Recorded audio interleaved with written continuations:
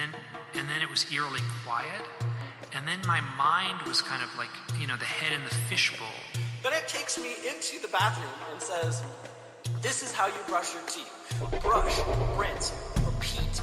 Brush, rinse, repeat. Brush, rinse, repeat. But there were two girls, and it was like, you don't have to give us a ride. You can't fill us, no. You can't refuse us. He'll let us in his car. Thoughts were all alone in this empty void. The head in the fishbowl. This doesn't look right.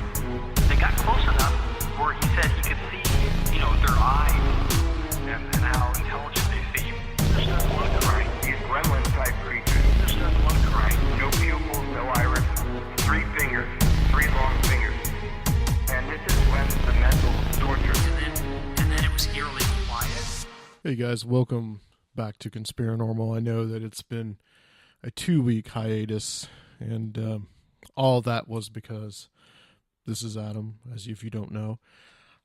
I was gone for about on a 2-week trip out to the West Coast.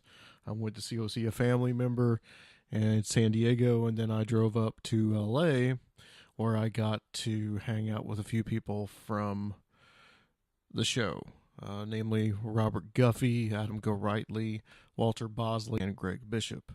So what you're about to hear is some of the recordings that I did with my handy Zoom recorder, 2 of which were in restaurants, and the other I'll tell you about in a second. But first, I spoke to Robert Guffey in Long Beach, California.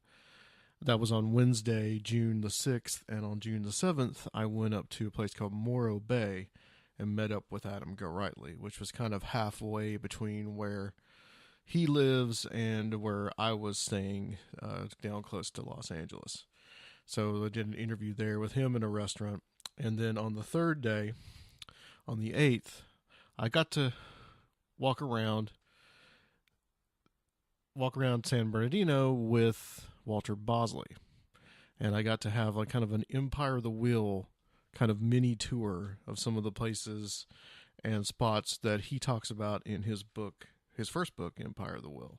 So we got to see where the Yerbita Springs Lake used to be, where the body of Cora Stanton was found, and that which is now a shopping mall. And then we also got to go to see where her gravesite is as well. And Cora Stanton is the primary figure in the Empire of the Wheel story. So there was another recording that I did as well with Walter Bosley and Greg Bishop. We went out to the Integratron and Giant Rock, which is in the middle of the desert. And I did do a recording with the 2 guys there right next to the Integratron. However, the wind was blowing really, really hard that day. I stupidly did not have something to cover the microphones on the recorder, and so there was a lot of wind. So I did not include that in this episode because there was a lot that was unusable. I may try to mix it down at a certain point and try to see if I can isolate some parts of it, and I may put that up for our Patreons, but I'm not entirely sure if I'm going to do that yet.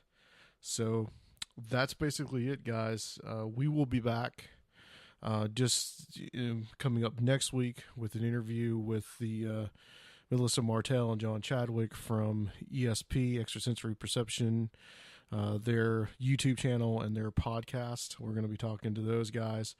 And a quick note as well. I don't know if anyone has noticed, but Podomatic has been going through some changes. They've changed from HTTP to HTTPS, which has caused some problems with streaming from iTunes. Now, apparently, I've been told as of this moment, I'm recording this on Monday, the 18th, that Stitcher is okay. So, if you are experiencing problems, please let us know at conspirinormal@gmail.com, or get in touch with us on the Facebook site, or send myself or Surfiel a message. And also Rob will not be joining us for the next show, but he will be back in about 2 weeks' time because he is super, super busy with festival season. and is pretty much incommunicado. So I hope you guys enjoy this, and we are going to start out with a nice little discussion I had with Robert Guffey in Long Beach, California. You guys have a good night. Thank you for listening, and we'll be back on Conspirinormal. Okay, here with Robert Guffey in Long Beach, California, in the LBC, right? So At Enrique's. At Enrique's, yes. Nice Mexican restaurant here. And we were talking about Manly P. Hall. Talking about me possibly going to the Philosophical Research Society. Yes, the PRS. Manly P. Hall, he spoke, he continued lecturing right up until his death. I think he died in the early 90s, I'm thinking. And he was thinking it was like 92. Something like that. And he was pretty late. And he was in his 90s, you know, and he was in a wheelchair, but his mind was still working. And the people who, there were these young men who, there's one particular guy whose name escapes me at the moment, but he was the main caregiver for Manly P. Hall. And apparently he was using his position as the main caregiver to steal a lot of the rare occult manuscripts that Manly P. Hall had, and he was like using and selling them like on the black market, the black occult market, you know, and also apparently like stealing a lot of money from him. And Manly P. Hall was supposed to go lecture in Santa Barbara, and halfway there he said he was feeling ill and said, I don't think I'm going to make it. And so they turned around and went back home. And at that point, they put him back to bed, and he died. Then his widow, Marie Hall, claimed that he had actually been murdered by this guy who was taking care of him. And she actually did go to the police with this. The police investigated and decided that there was no foul play, that he died of natural causes. However,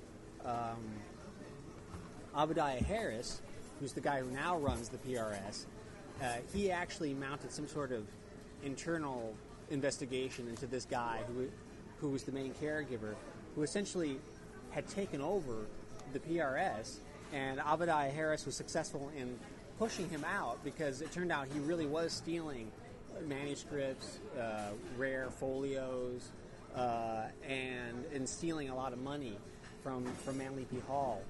And that guy whose name I can't remember, I can give it to you later on. Obadiah Harris pushed that guy out, and eventually he ended up dying, I believe, maybe from karma, I don't know, not long afterwards. But since then, Obadiah Harris has run the PRS, and he's the one who puts on all the lectures, and so Stephen Heller, Gnostic bishop, Stephen Heller, he does lectures there, and they're pretty fascinating. If your schedule allows you to go to one of the lectures, you should. And they also do events on Sunday mornings there too, and I've seen all kinds of odd lectures there on alchemy and all kinds of different stuff. Yeah, it would be cool to go to something like that. Maybe next time I'm here. Probably will be a next time. You should, when you do come, you should also try to go see Stephen Heller's Gnostic Church and the lectures that he does there. It used to be a few years ago there was a fire, and the original Gnostic Church burned down, and it was located, if I remember correctly, I think it was on Sunset, and it was the strangest thing because I was dating someone who. She was like, have you ever seen Stephen Heller's lectures? I said, no, I never have. So she took me down there, and you wouldn't know it was a Gnostic church. It was just this nondescript door, 2 doors down from Cheetah's, which was a strip club. So you had Cheetah's, the strip club, and then 2 doors down was the Gnostic church, and you would go, you open the door, and inside... I think it's pretty fitting. It was absolutely... Knowing the Gnostic Mass. It was absolutely fitting. And you'd go in, and there's like a little room of maybe about like 30 people sitting there. And then in the same chair that Manly P. Hall used to sit in is Stephen Heller, and he has this thick Hungarian accent, and he's got this elaborate cane that looks kind of like the cane that Lon Chaney had in The Wolfman, you know, and he would sit there, lean against the cane, and then just start talking, you know, about Gnostic symbolism in Harry Potter or whatever the topic was, you know. And then you could, after the Gnostic lecture, then you could leave and go to Cheetah's down the street. So it was like one-stop shopping. You could go to the Gnostic church, get the esoteric lecture, and then go to the strip club. Unfortunately, that place. Because why not? Exactly. So the place burned down. Just there was a fire. It caught fire and burned down, and so then they moved the whole Gnostic operation. It's not in LA anymore, but it's somewhere close by. But you definitely, if you can see the lecture by Stephen Heller, which is I think every Friday night, I recommend it. Yeah, yeah. He's sort of he's the expert. He's the expert on Gnosticism and all related phenomena. Yeah, I'm gonna have to come. I think I'm gonna have to just come and spend a little bit more time here. I was in San Diego for 4 days, visiting with my stepson, and then I'm just here for like 3 days. Did you happen to visit the Whaley House? I did visit the Oh, Whaley you did House. visit the Whaley House. Did you take any photographs or anything? I did. Now that used to be where SAIC was located. SAIC, Science Applications International, whatever the hell the acronym stands for. That's the corporation that was tied in with all the experimentation that was going on in San Diego with Damien. And that corporation was located right across the street from the Whaley House. Really? Yeah. Because right across the street now, it's like some little gift shop or something. So I was wondering, because I remember you talking about that, Yeah. and I saw it, and I was like, what, because I didn't know it was actually, like, not there anymore. Well, they moved. SAIC, What does that stand for? Science Applications Industrial. International Corporation, something like that. I'm blanking. Well, we got the science industrial, so we know That's Science Application is definitely the first two. Okay. And they it was a huge building that occupied a whole like block, you know, and they moved around about I think 2007, 2008. They moved and split off into two different corporations.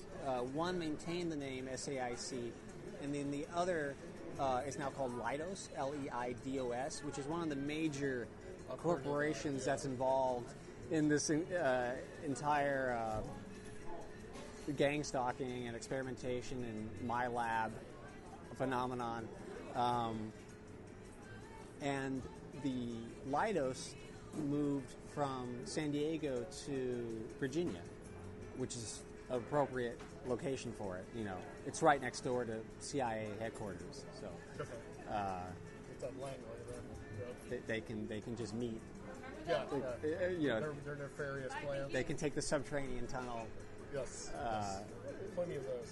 Right next door. So Leidos is there, and they split off. That was like 2008, and then SAIC moved. So I don't know if the half of the corporation that maintained the name SAIC, I don't know if they're still located somewhere in San Diego or if they moved as well. I'm not sure, but I know the Leidos half moved to Virginia. And so I've always been curious about that because it was so close to the Whaley House, and the Whaley House has this reputation as being like the most haunted house in California. If Some say it's America. in America, right? And you know there were a lot of people executed there. You know that's where they had their executions and stuff in San Diego. And Yeah, there's the gallows, and there was a Yankee Jack or somebody that was hung there. yes, Supposedly he haunts the place, and I Frank believe Whaley haunts the place. And everybody haunts the place. everybody haunts the place. Yeah. I believe that it was next to a mission or something like that, and that's where they had all Right the adjacent to Old Town, so you have the Old Town Park. yeah. You walk just a little bit out of it, and then you're in that just a little other historical section, and that's where the Whaley House is. Right. And I'm curious if the SAIC, was it just a coincidence that they decided to build their headquarters right on that spot? Or do these corporations seek out spots that have this kind of paranormal significance? You know what I mean? These window areas, as John Keel calls them. And the zucchini mushroom quesadilla is here. Yes, it is. Tacos. Careful, hot plate. Thank you. Anything else you guys need? For now, you're good? Enjoy. Adds to the realism of it. You know, there's an excellent podcast called Eating the Fantastic, and it's a guy Scott Edelman, and he's a science fiction writer. And he also used to write for Marvel Comics, and he created the character the Scarecrow, which is like the weirdest Marvel superhero because he's a scarecrow that jumped out of a painting, and he like fights supernatural phenomenon. Anyway, so Scott Edelman, he's a science fiction writer, and he created this podcast called Eating the Fantastic, and he meets with various science fiction writers over lunch. And so the whole podcast is at different restaurants. That's so perfect. This is sort of like eating the paranormal, I guess. Yeah, I have done this before actually. Where I've recorded in a restaurant, so not too unusual. What was the? What was your? Now this is your first time going to the Integratron? Yeah, this is my first time in California. Oh, really? Yeah. Oh, excellent. That's the perfect introduction to California. You go to the Integratron, you hang out with Greg Bishop and Walter Bosley, and then you meet me, and then you go over to see Adam Gorightly, and then go see the PRS. That's Yeah, you got California. I may go see the PRS. I may go try to see if I can find it. Yeah, and Today, actually. that'd be great. And see if there's a lecture going on. And definitely go into the library and check out that area. I mean, what a nexus of weirdness. Because you have PRS, not only was Manly P. Hall the best friends of Bela Lugosi. Did you know that they were friends? This is like a picture of him hypnotizing Lugosi or something. Oh, yes, that was for the film Black Friday, 1940. In fact, if you go on YouTube and look up the Black Friday trailer, you can see Manly P. Hall in the trailer, and he's hypnotizing Lugosi for a particular scene. Now, it could be that this was a publicity stunt to promote the movie, and that Lugosi wasn't really being hypnotized. But according to Lugosi's son said that Lugosi really was hypnotized, and he was concerned because Manly P. Hall was always trying to get on him to stop smoking cigars because he thought it was unhealthy for Bela to be smoking.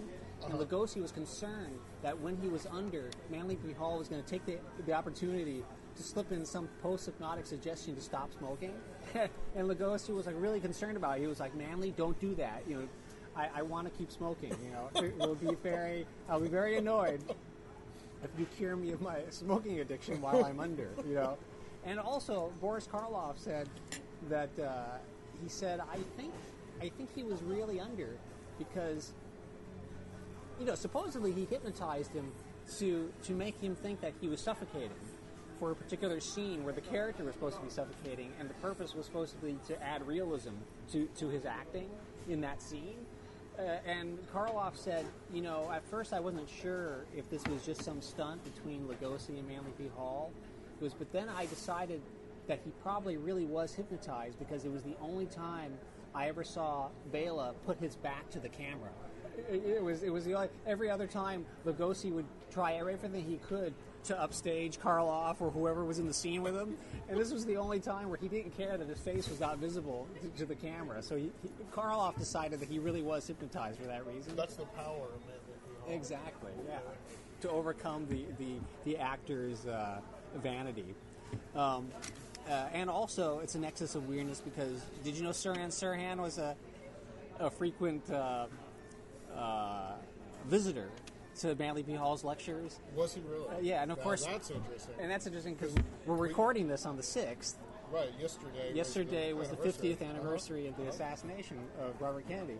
And Manly P. Hall actually figures into the entire nexus of connections that Sirhan had, because Sirhan was really into the Rosicrucians, and he was really into hypnosis and self-hypnosis. Sirhan was an excellent hypnotic subject. He could put himself under.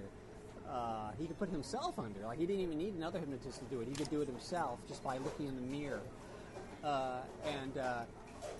And so he often went and would attend Manly P. Hall's lectures. And if you read the book The Assassination of Robert Kennedy by William Turner and John Christian, that's the best book about the Robert Kennedy assassination. In fact, that's the book I read that kind of got me down into the rabbit hole, of conspiracy research. Because unlike the JFK assassination, the RFK assassination is less complicated in the sense that it's in a very enclosed space. Right. It's not like Daley Plaza where you've got these shots coming from everywhere. In the case of RFK, you've got shots coming from Sirhan's gun, which were probably blanks, and then you got the shots coming from behind, which were the shots that actually killed him, which was probably the security guard, whose name was, I think, Eugene Caesar, I believe, was the security guard. I think so, yeah. And later on, there was a reporter who actually became friends with Eugene Caesar, actually did real investigative reporting and pretended to be his friend and recorded him surreptitiously. And you hear on the tape Eugene Caesar saying, yeah, I hated the Kennedys, but, I just accepted that security guard position because I needed the money. And so the suggestion is that he was the guy who actually fired the shots, and that Sirhan was like the magician's handkerchief, waving in the air, distracting the audience, And so immediately preceding so Turner and Christian suggests that Sirhan was in a hypnotic trance when he was actually shooting, because he has no memory to this day. He absolutely has no memory of actually the event. Yes. The last thing he remembers is having coffee with a beautiful woman in a polka dot dress. And then the next thing... I was going to bring up the polka dot dress. Yeah. The next thing he remembers is getting the shit kicked out of him by Rosie Greer. Because Rosie Greer was there that night, and he was actually helping Kennedy with the security, because there were no LAPD officers there doing security. So all the security was either hired by the Ambassador Hotel or by Kennedy himself. And so Kennedy had Rosie Greer there as like a personal bodyguard. And so when Sirhan starts firing, Rosie Greer jumps on top of him and starts beating him, in the face. So imagine that. Imagine you're having lunch with me, and then a second later you slip forward in time, and Rosie Greer, a professional football player, is beating the crap out of you. You're like, how? There's a senator bleeding next to you. There's no mind control there, is there? Nothing odd about that. I mean, clearly. Phil, please. And to this day, he still remembers none of it. And of course, you might say, "Oh, well, that's he could just be saying that. He's just lying about that." But in fact, when they arrested him, Dr. Jared Sidney Diamond, who was, the main hypnotist who the police would call in on cases like this, they actually had Dr. Diamond put Sirhan under hypnosis to see if they could pull any memories out of him. And during the hypnotic, Dr. Diamond said that he'd never met anybody who went under as quickly as Sirhan did. And he was surprised by that. And then when he had him under, he tries to get him to remember the shooting. And if you listen to the entire recording, you hear how slowly it becomes him trying to coax memories out of him into trying to implant memories into him. He'll start saying things like, Sirhan, you remember it. You remember grabbing the gun. You remember pulling it out. You remember pointing it at Senator Kennedy. Yeah, you remember shooting the senator. And then he even says at one point he loses control, and Dr. Diamond goes, "You son of a bitch. You remember it, you son of a bitch."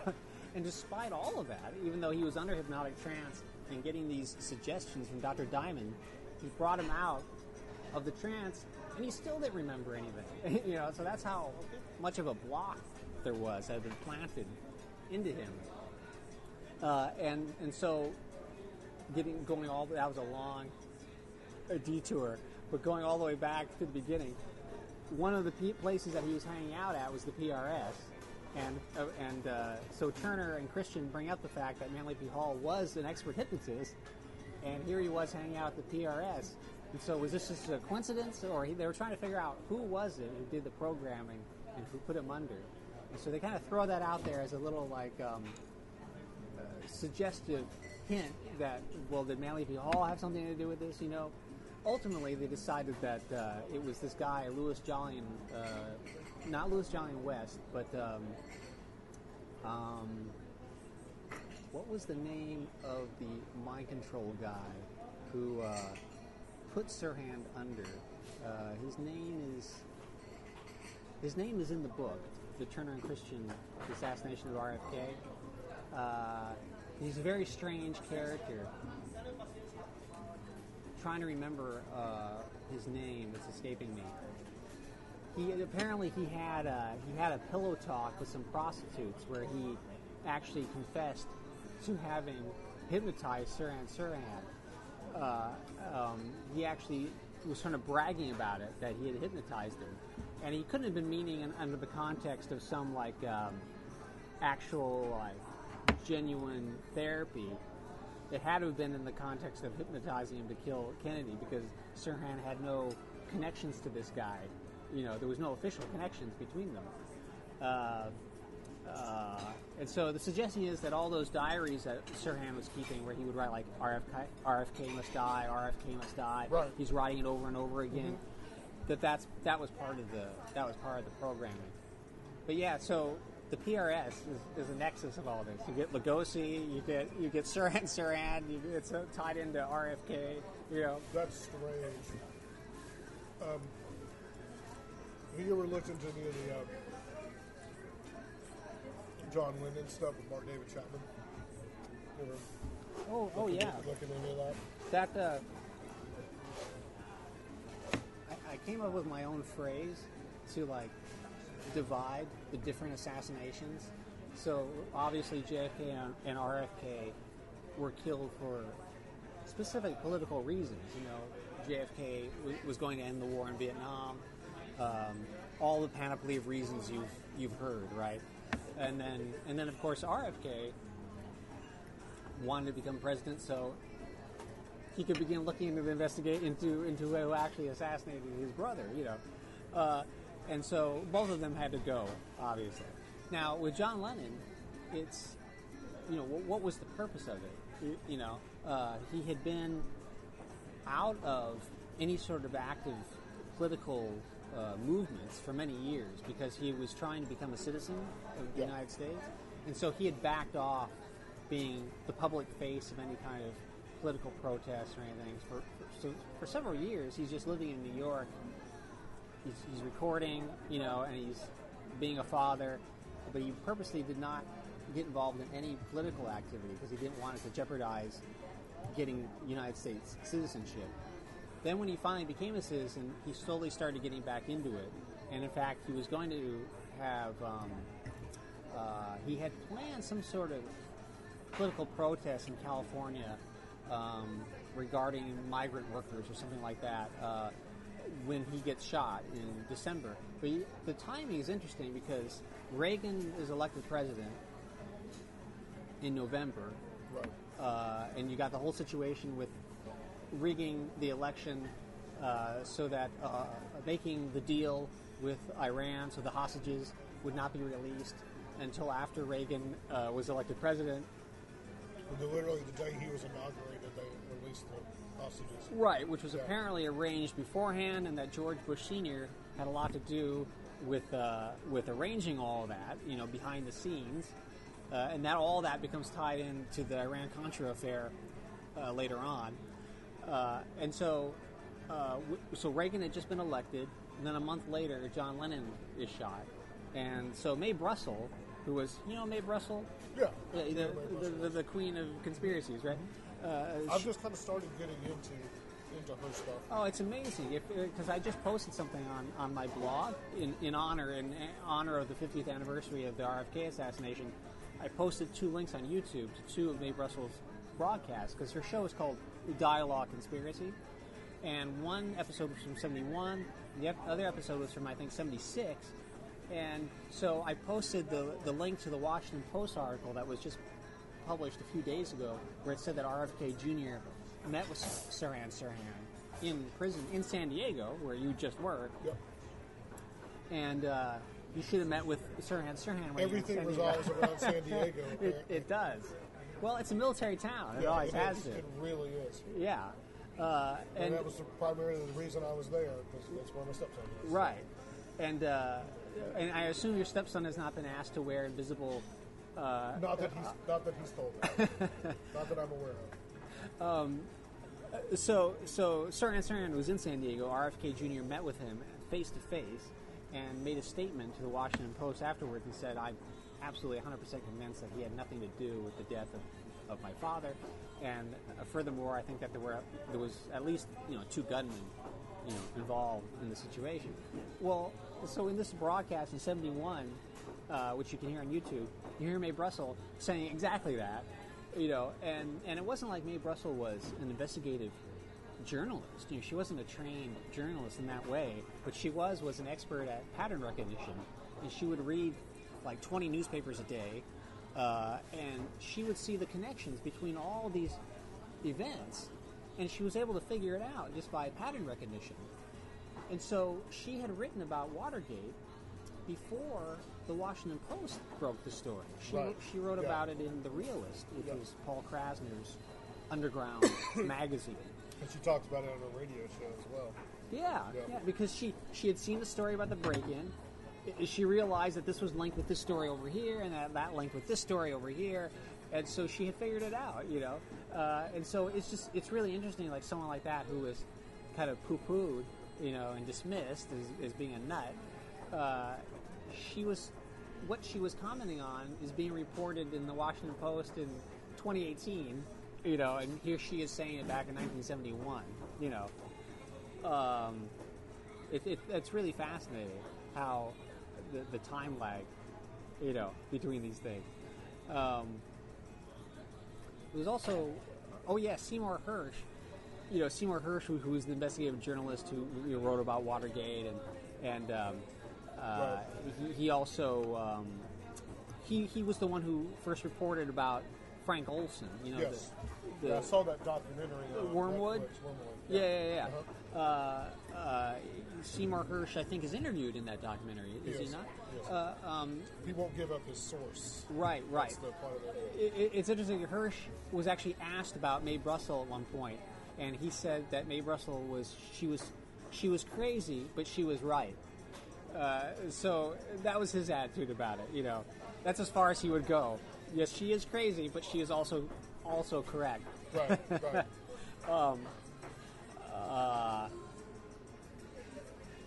Yeah.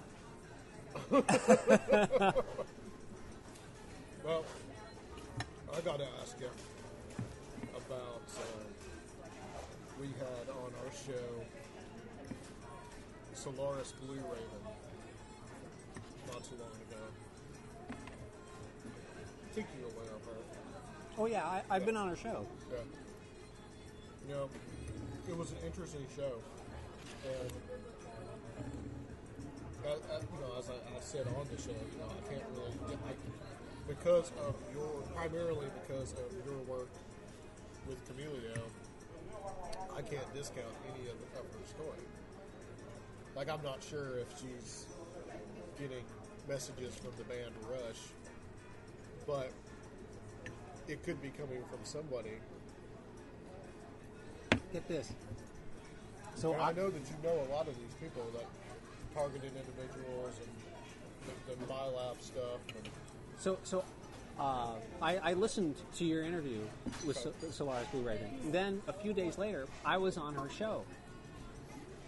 So she told me that I mentioned something, and she said, "Did you read my book, or did you see my documentary, Eye of the Remote?" And then she mentioned her book, and I said, "I got the documentary, but I never received the book." And so she said, "Well, I'll send you a copy of the book, and I'll put some other things in there with it, right?" So she sends it to me, and I get it. I got it in the mail just a few days ago. And the package of her books are outside, and I bring them and I open it up. I see that her books are there. Then I got to take my daughter over to Supercuts to get a haircut. So I immediately leave and I take my daughter outside and walk a few steps from my apartment building. And on the window of a Rite Aid that is out of business are two posters that I've never seen before. And in fact, I've never seen anyone hang posters at that spot before. I open the books, walk a few steps, and there's two posters. One the poster says Rush. and then the other poster says, "Are you a Rush fan?" Okay. Rush fan event in Long Beach.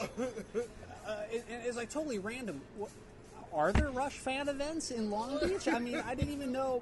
I've never seen a poster with Rush's name on it since like 1982 or something. And so I get her books in the mail, and then I walk a few feet, and someone has put these two posters. Now, either that was like cosmic coincidence, or it was like some sort of like haha message, we know you got her books in the mail, or who knows. Now, I remember, obviously, when you first hear the story that Rush was involved, one's initial reaction is, well, that's pretty weird that Rush would be involved, But it actually... That was my initial reaction as well, yeah. It actually makes sense when you start thinking about... Well, I remember reading Kathy O'Brien's book, Transformation of America, back in 1994. Do you know that book? I'm aware of it, yeah. Have you read it? I've not read it. Okay. My co-host, Surfiel, I think that he's read it. Okay. Now, when you read the book, when I read the book in 1994, I thought it was kind of nutty. I mean, I thought, well, maybe she was a mind control victim, and her brain is just so messed up that she's remembering all this craziness surrounding it, so it's hard to discern like what is implanted fake artificial memory and like what is real actual experimentation that occurred to her. Who knows? It's all mixed up. Fantasy and reality is all mixed up, and the result is this phantasmagoric book, right? But then over the years, all these things that have happened where something will appear in the news, and I'll think, oh yeah, Kathy O'Brien said that in the book back in 1994, And one of the things she says in the book is that the country western music scene is all tied in to the mind control experimentation. And you stop and think, well, why would... I can kind of vouch for that living in Nashville. my first... I remember it was a few years later, it was like 1999, I think. Garth Brooks came out with that album called The Nail, and it was where Garth Brooks had like an alternate personality who was like a mixed... Chris Gaines? Yeah, Chris Gaines, who was like Trent Reznor mixed with David Bowie. And he has like a goatee, and he's wearing like leather pants, and he's dancing with his arms over his head, and it completely destroyed his career like for several years afterwards because all of his fans were like, "What? Garth Brooks is gay? What's going on?" What the hell? And it was almost as when he would be in interviews, he would talk about Chris Gaines as if he was a real person, as this alter ego, and I'm watching it. Talk about it in the third person. Right, I'm watching it, I'm thinking, maybe Kathy O'Brien was right, is Garth Brooks a mind control subject that's coming out in this weird way, And so when I talked to Solaris off the air, I said to her, well, why... you got Kathy O'Brien saying there's this link between mind control and the country western scene. What would be the link between mind control and the music scene? Like, why country western and why Rush? And the answer was logical. She said, Rush hires these private security firms, these bands hire these private security firms to protect them, and that these firms are the same exact firms that are involved in all the gang stalking.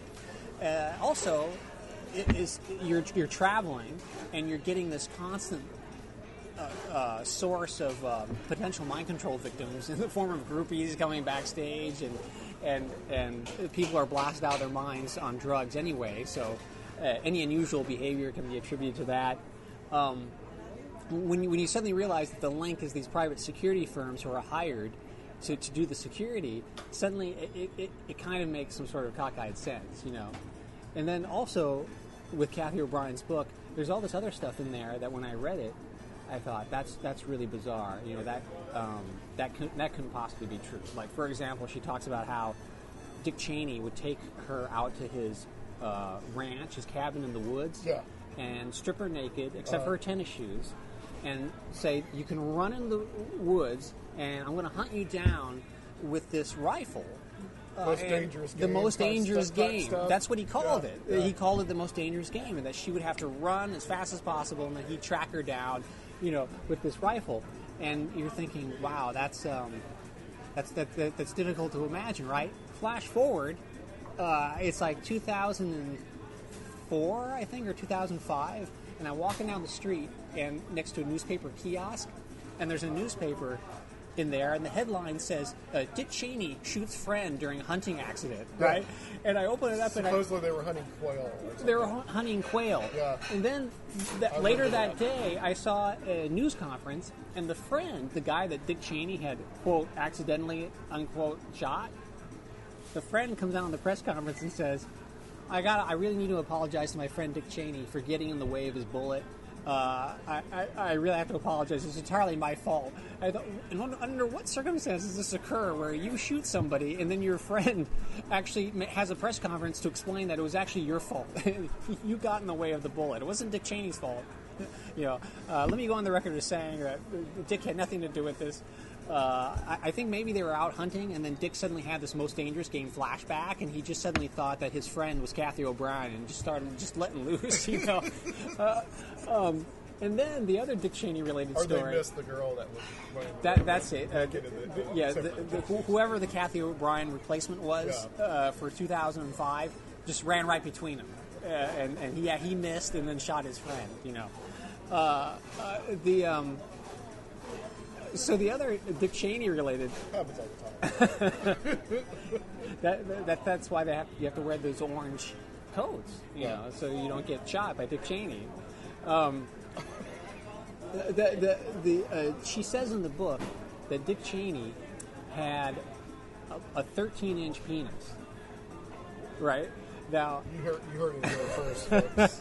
Now, so now flash forward. You know, I read that. Flash forward. I'm watching television around about. Boxes? You guys need a box? That's okay. You know, just go ahead and give me a box, and then I'll. Perfect. You know. You finished with your plate, sir? Yeah. Did you like the zucchini quesadilla? So you recommend it to everyone coming to Long Beach? I would recommend it. Yes. Nice. Come to Long Beach, get the zucchini and mushroom quesadilla at Enrique's. On PCH. So feel free to eat though, Robert. No. I'm astral eating. I got you. Yeah. Okay. So so supposedly Dick Cheney's penis is over a foot long, right? You know, it rivals Milton Berle's penis. Milton Berle claimed his dick was a foot. Yeah, it's actually a classic quote from Milton Berle. My dick is a foot, meaning a foot long. So Dick Cheney supposedly is 13 inches. According to Kathy O'Brien. So flash forward, it's 2005 maybe, and I'm watching television. Do you remember there was a TV show? Thank you. There was a TV show called The Mind of Mencia, Carlos Mencia, the comedian. Yeah. Okay, he's doing a kind of a news, almost like, you know, on Saturday Night Live, they do the news, and they'll show a photo or whatever current event, and they make a joke about it, right? So Carlos Mencia was doing something similar to that. He shows a photo of Dick Cheney sitting behind George W. Bush at some event, and he's sitting in a chair, and he has his legs spread, and his arms are at his side. And so the photographer got a pretty good shot of Dick Cheney's crotch, and Carlos Mencia had kind of like focused in on it, and he actually made a joke about how large Dick Cheney's penis was, and you could tell from the photo that, you know, that there was something going on there, you know. And Carlos Mencia actually made a joke about it, and I'm sitting there watching it thinking, this is so bizarre, because Kathy O'Brien said this in the book back in 1994, and you get this weird sort of confirmation, coming through all these different sources. So there's the Dick Cheney thing, there's the Most Dangerous Game thing, there's the country western thing about mind control and music, the music scene being somehow tied into each other, and then Solaris comes out with her story about Rush. Then I got random people putting up Rush posters outside my apartment building on the same day I get Solaris' box. And then there's other things that Kathy O'Brien says that are later confirmed. Trying to remember. Oh, well, I thought it was amusing that when the hashtag #MeToo movement started, Hillary Clinton came out and said that if any woman claims that they were raped or molested in any way, that you should believe the woman first, no matter what. That's what Hillary said. You have to believe the woman first. And I thought that's interesting because back in 1994, Kathy O'Brien wrote this book where she said that Hillary Clinton raped her and went into extreme detail describing it. So that means by Hillary's logic, we have to believe that. You have to believe Kathy O'Brien is telling the truth. That's true.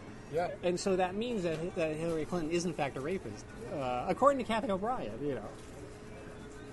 Damien had an interesting one. I sent him now this is interesting because I sent Damien a copy of that book in 2000 or 2001. It was before all the stuff happened with Damien.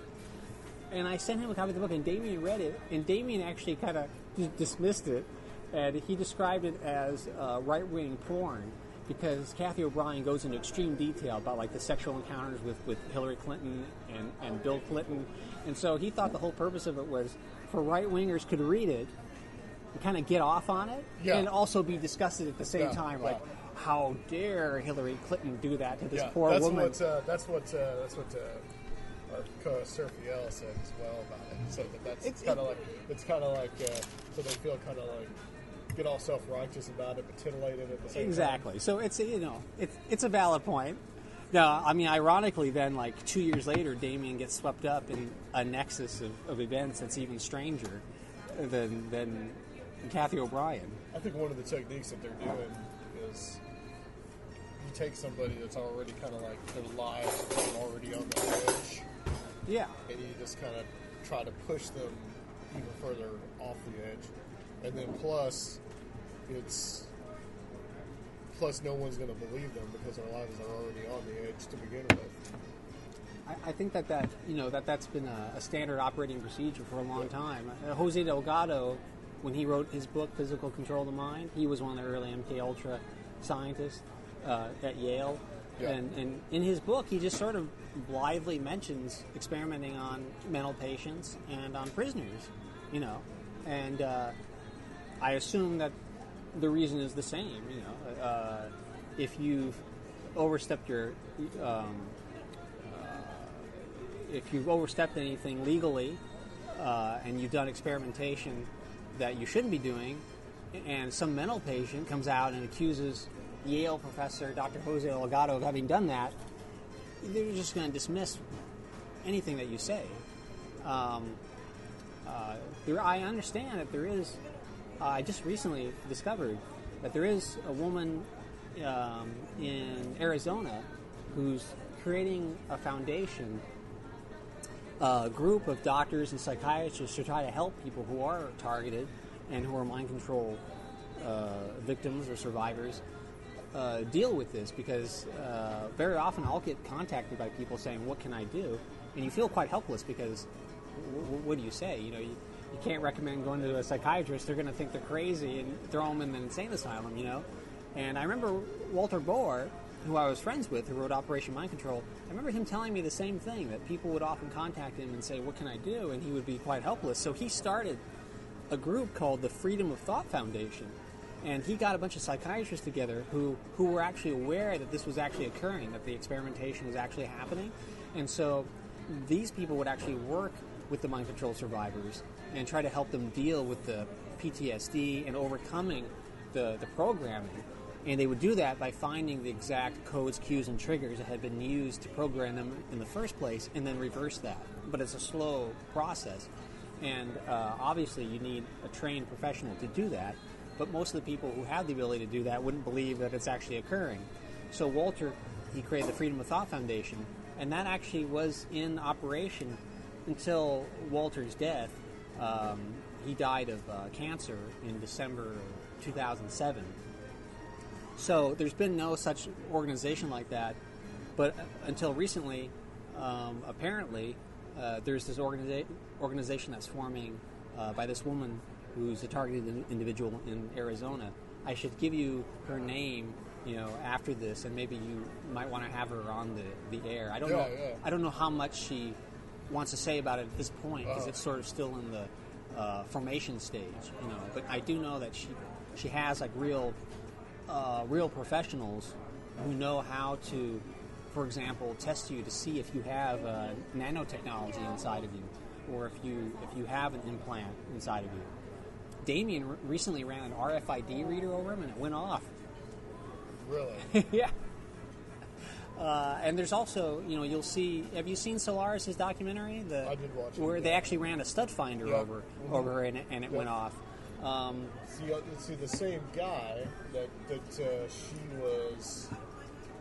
she had do that actually is in a documentary called, I think it's like Project or Patient 17 or something like that this guy Jeremy Corbell did. It's on Netflix about this guy who believes he's an alien abductee.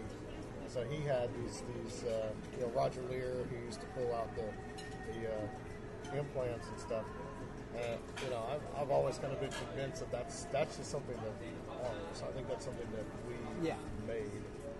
Yeah, well, why would extraterrestrials be using 20th century technology back in the 1960s? Yeah, right, right. I mean, it is interesting. Isn't it interesting how the technology seems to grow with the times? If it were alien, it would simply be advanced and always be advanced and beyond your imagination. In this case, first you start getting the X-rays of the implants like shoved up the nose or in the teeth, and there's physical evidence of that of implants having been put in people, and then slowly it changes into this nanotechnology. I assume you've heard. Damien told me he got a microscope and he put his arm under it, and he could actually see this like black oil, like this amorphous black oil threading in and out of his pores. X-Files, man. It's like the X-Files. It's also like there's previews for this new movie Venom coming out in October. It's a Marvel movie, and I realize it's based on a Marvel character that was originally created way back in the 80s, meaning the black costume that covers Spider-Man, and it's a kind of amorphous, like liquid-like thing, but it's also an alien symbiote. Yeah. It's like a parasite that connects to his body. So they're doing a whole movie just based on that. It's called Venom. And so in the previews, you see this black oil like in this glass canister, and there's some government agency like experimenting on it. And I wondered, and in the trailer, you can see that the movie is all about, there's some level of mind control there because the black oil takes over the guy's body and he's talking to it and it's talking to him, but it appears to be inside of his mind, and it's making him do things that he doesn't want to do. And so I realized that the character was introduced way back in the 80s in a comic book. However, I wonder sometimes, who greenlights these projects? You know what I mean? Like, why that movie about black oil and mind control now in 2018? And I realize that Sony owns the rights to Spider-Man. They're trying to put out these superhero movies. There's a lot of other movies you could have done revolving around Spider-Man, but for some reason they chose to do this movie about black oil and mind control. It makes me wonder about Netflix. You just mentioned Patient 17, which a couple of my students told me about, and there's all these other shows on Netflix that are about either gang stalking or mind control in some way. If you watch Jessica Jones, the whole first season of that show is all about her literally being gang stalked and mind controlled. Or that documentary Making a Murderer, where it's clearly about this guy who was getting gang stalked by the local police, who hated him and framed him for this crime, and or like Wormwood, and or Stranger Things, which is clearly based on the Montauk Project, and they just replaced the Montauk Boys with a girl, and the Beast that got loose. It's set in the 80s. It's that whole Montauk mythos, which I'm convinced is more has to do with mind control than it does time travel. And yes, I think so as well. I'm sure that there were mind control, what they called the Montauk Boys. I'm sure that those existed. Those boys did exist, and they were there on that base. But how much of it was mind control experimentation? A lot of it's been done on children. John Rappaport did a book called Mind Control Experiments on U.S. Government Mind Control Experiments on Children, and it was all about the the hearings that were done in the early years of the Clinton administration about the illegal use of radiation experiments on children back in the 50s. And Bill Clinton actually had a press conference and apologized to the nation for it, and, oh dear, we shouldn't have done this. It's interesting that you mentioned that, because I had a guest, Alta Dillard. She came on my show. We were talking about a lot of her weird or kind of, I guess, alien contact experiences that she had. And she told me that she had, she's always had like a good deal of like kind of like psychic ability. And she said she can remember being, I want to say she was somewhere between 6 and 10 years old, somewhere in Colorado. She said she could remember being taken to this center and being tested for her psychic ability by all these doctors. She doesn't remember who they were. She doesn't remember why. She just remembers it happening. And that triggered in my mind a thought of what you were just talking about, like just, it really smacks of like an MK Ultra, Project Monarch kind of thing. Apparently, the entire purpose of this, not the entire purpose, because of course the intelligence agencies don't do anything unless it scratches a number of itches at the same time, but one of the primary purposes is that they are doing experimentation on psychic people who have psychic abilities, natural psychic abilities, and they're using that, exploiting it for this whole super soldier program that they've had going for a long time. I had a guy, this was the fall of 2016, and I came out of my class. I was teaching an English class. I come out of the classroom, there's a guy waiting for me there, and he was dressed in this like orange jumpsuit, and he was like a big guy, like in his like early 30s, and but of considerable girth. And he comes up to me, he goes, "Are you Professor Guffey?" And I was like, I don't know. I don't know if to say yes or no. I wasn't sure what this was about. And he said, I read your book, Emilio. And so he kind of like tracked me down on campus. He goes, "I got a story to tell you." And we went off and talked for about 2 hours. And the guy was actually, he was a professor, not at CSU Long Beach, at another campus in the area. And he sits me down near my office, and he starts telling me how he was a part of this whole super soldier program, though he didn't use that term. In fact, when I brought up the term super soldier, it was clear he didn't like that term. He didn't want to use it, but everything he was saying applied to what you think of when you hear that term.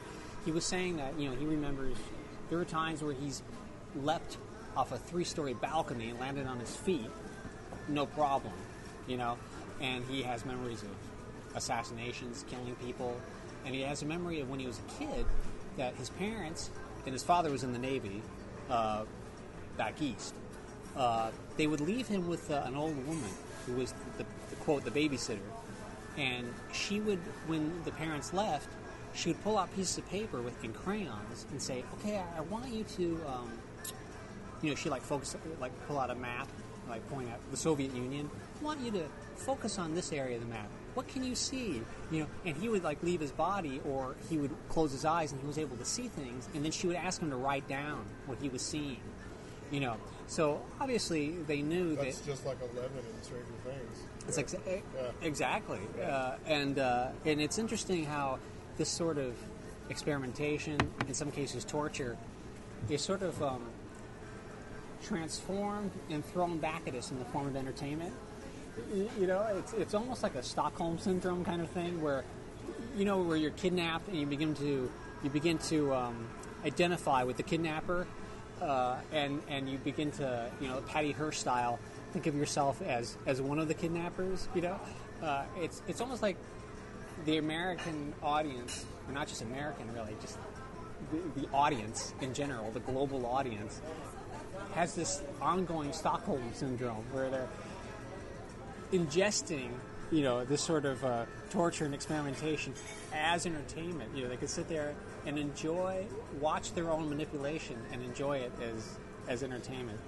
I've noticed that there's a lot of them, those popular TV shows of the past decade, usually involve, the main character will be a very wealthy white man whose main ability is to con others and manipulate them, like psychologically. Whether it's John Hamm in Mad Men, that was his main thing, is he was able to manipulate people. Dexter, also he was able to manipulate people. That was the whole point of the show. Breaking Bad, Walter White, that was his main superpower, was manipulating people psychologically. It's just interesting that like all these shows feature a white man, a middle-aged white man who has the power to manipulate people, and we sit there and we ingest it and we watch it and we are entertained by it. That's just an interesting side note. But I got lost in my own syntax there. I got lost in the labyrinth of my mind. Where did I start out from? Where did that tangent begin? Well, we were talking about the children, experimentation of children, psychic. Oh yeah. Super soldiers. Okay. So this guy. So I'm talking to this guy, and he's telling me about how, as a kid, he was obviously being used as a remote viewer, and he didn't even know it. And then later on, he was actually being used to like assassinate people. And he met with me, and I could tell he didn't seem mentally unbalanced.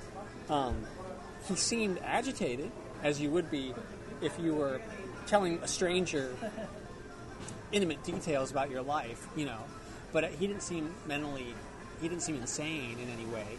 And he told me that right before he came to meet with me, he had been at work on the campus where he teaches, and he knew he was going to come see me, but he told his boss that he was going to go on lunch. Just as he's leaving, his boss, out of the blue, comes up to him and goes, remember what happened to Tom Horn? Now, if you don't know Tom Horn, they did a Steve McQueen film about Tom Horn. Tom Horn was like a hired assassin in the Old West, and he talked about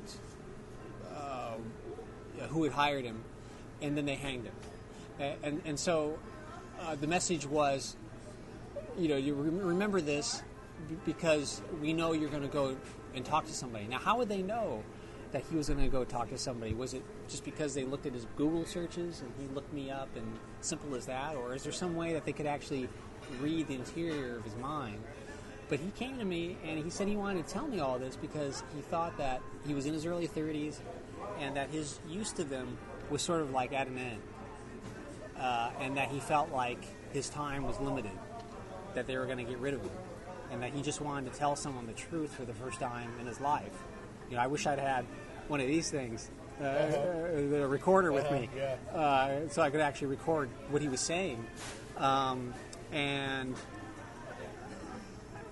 I haven't seen him. I haven't seen him since then. I've tried to contact him. He gave me his email address, and he has not responded to any of those messages. So it could be that everything he said was, just totally made up, and he just came to mess with my mind for some reason.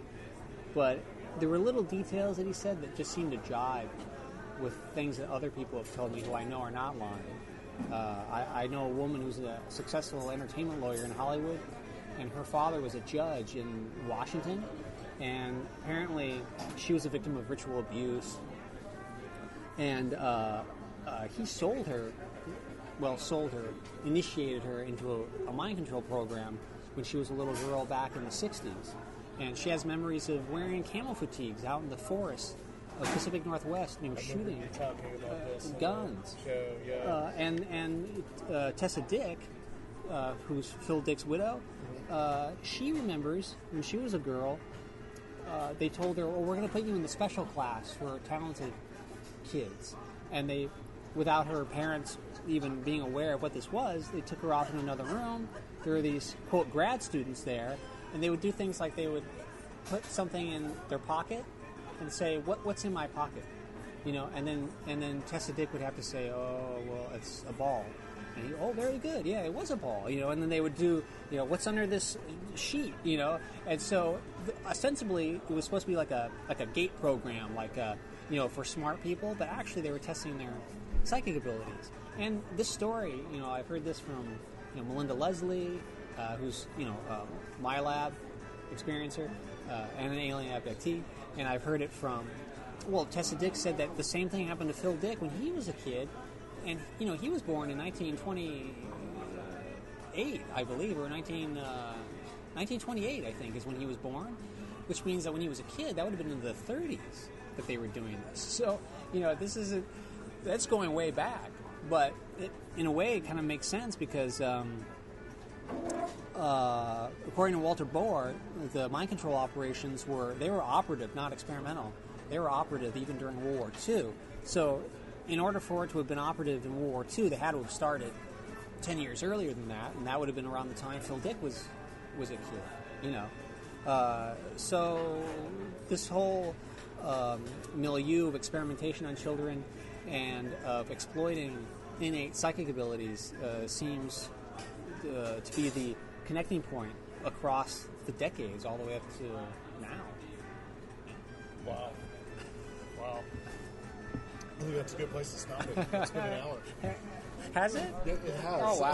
Time flies. Do you have a car?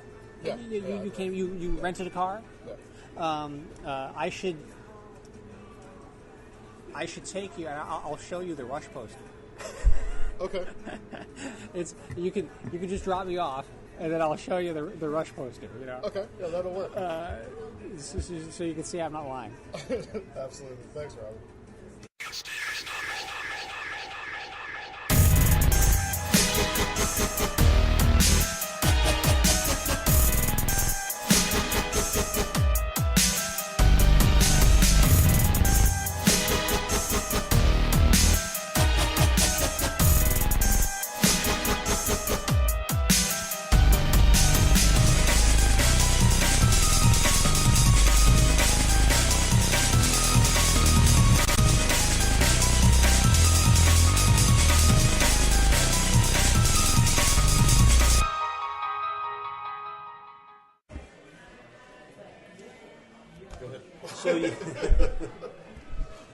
You wanted me so to here with Adam Gorightly in Morro, how you spell it? Morro Bay, Yeah, California, beautiful place. right on the coast. At the Libertine. This is my restaurant series. Yeah, I love that rock up there, man. that's Morro That Rock. is incredible. Yeah, bigger than Giant Rock. Yeah, I thought this is the true giant rock. We were talking about your other book, because you got the Contacting book coming out with Greg. That'll be coming which out I want soon. to talk a little bit about. Then I started working on a book. Well, it actually started as an article about 10 years ago. And it was on basically underground-based dulce disinformation. It was going to be a long article. So I was kind of pecking away on it over a number of years, It'd be on the back burner, and I'd revisit I'd keep working on it now and then just to keep it kind of fresh and whatever. So finally, after 10 years, I got more serious the last couple of years, and it's almost done. Yeah, I'm really looking forward to it. Greg Taylor, Daily Grill, is interested in publishing it. So the main book is done. There's like an afterword I'm working on, and that's where it's at. So you might probably see it next year, I'd imagine. What's kind of the premise of it? Because it's been like a while since it's been like almost 3 years since I talked to you about it. Yeah, it's kind of about the UFO subculture in a sense, but it's about a lot of the disinformation or misinformation stories like Dulce and how that connects to a bunch of other, other things in UFO mythology that kind of borrow from other stories, They're all kind of related with the saucer crashes or a common theme, and that ties into MJ-12 and that whole story. Then with underground bases, that's another theme. There's Dulce underground base was kind of the start, but there's supposedly, or there's been stories about underground base at Area 51 in a number of places. So it's just looking at how all those stories got started, who are the people involved in promoting that mythos. How does the Sakura incident does that connect to underground bases? That's is that Gabe Valdez that saw the... No, you're thinking of Lonnie Zamora. Lonnie Zamora, yeah. I'm not an expert on that case, but it's not. Doesn't really connect to the saucer crashes, because there was a few of those. There was Aztec originally, which was kind of proved to be a hoax, but then a lot of the stuff associated with the Roswell story was stuff that was in the Aztec crash. It's like there was like hieroglyphics on the saucer that crashed, and there was aliens that either died or once survived, whatever. They were taken to Wright-Patterson or whatever, so that's kind of the same story as what years Roswell. it said that Aztec happened? Well, there was a book that 46? 47 or 4, yeah, there was a book that came out in like 1950, but it was later pretty much proved to be a hoax, even though today there's people who believe it's or promote it as a real story. Yeah, I noticed, because I'm going to go, probably one of my last stops on this trip is going to be Santa Fe, just to check it out, because I've never been. And I noticed just, coming down from Colorado down south, like Dulce and Aztec are pretty close together. Are you meeting up with anybody there? No, just going, just to I got a friend who could show you around. Oh, really? If you're interested. Okay. If they're available. Yeah. Or just meet with them, and they could give you some pointers and have lunch with them or something. Yeah, I've just, it's a really old town, and really, you ever been there to Santa Fe? Mm-hmm. It's just, we filmed part of the movie I'm in outside of Santa Fe. Yeah, we did talk Those are the about friends. that. Those are the friends I'm talking about that live in okay. Santa Fe that kind of hooked that up. Some of the locations. Just an old Spanish town. And I'm just curious to see it. Because history's Artist town. History's my thing. So, This friend I have there, she knows she's been there for a while, in and out of Santa Fe, so it's kind of changed here in recent years. It's still a cool cultural artist town, but it's starting to get gentrified a little bit. Oh, really? I guess it was a historic district too, because I went down to the old town San Diego as well, which was really, really pretty. Yeah. What's this movie that you're? You familiar with the Latitude 33 stuff that's on YouTube? Greg and I were in one of their videos. You're nodding your head, so. I'm not familiar with them. Oh, okay. I mean, I'm familiar. Yeah, I mean.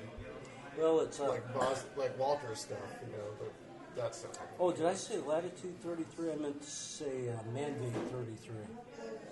Mandate 33, yeah. Okay. It's Bill Darman and a buddy of his started to do some YouTube videos, and they were going to try to sell those to a network or something, kind of paranormal theme, but more kind of inspired by Weird America by Jim Brandon. If you're familiar with that book, going out to some of these sites and just kind of looking at them and interviewing people about it. And so on, you'll find if you look on YouTube, Mandate 33, and there's the one they did with Greg and I was out at the kind of about Jack Parsons there at, I'm forgetting the name of the Devil's Gate Reservoir. We filmed that at. So, and so Bill, he's the co-director of this film with Christopher Ernst. They started a production company a couple of years ago, Bright Rectangle Productions. So he's had the desire to do a feature film for many years. Finally got around to doing it.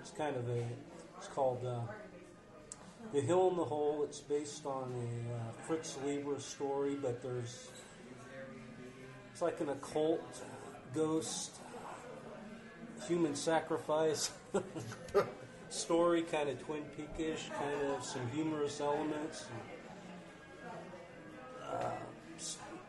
Twin Peaks is humor, goes from humor to serious to weird, whatever. It's kind of that vibe. And so, for some reason, Bill approached me to play a role in the film, and I told him, I've never acted, right? But somehow he saw me in the role as one of the characters in the film. Who do you play? Like, what's your character like? He's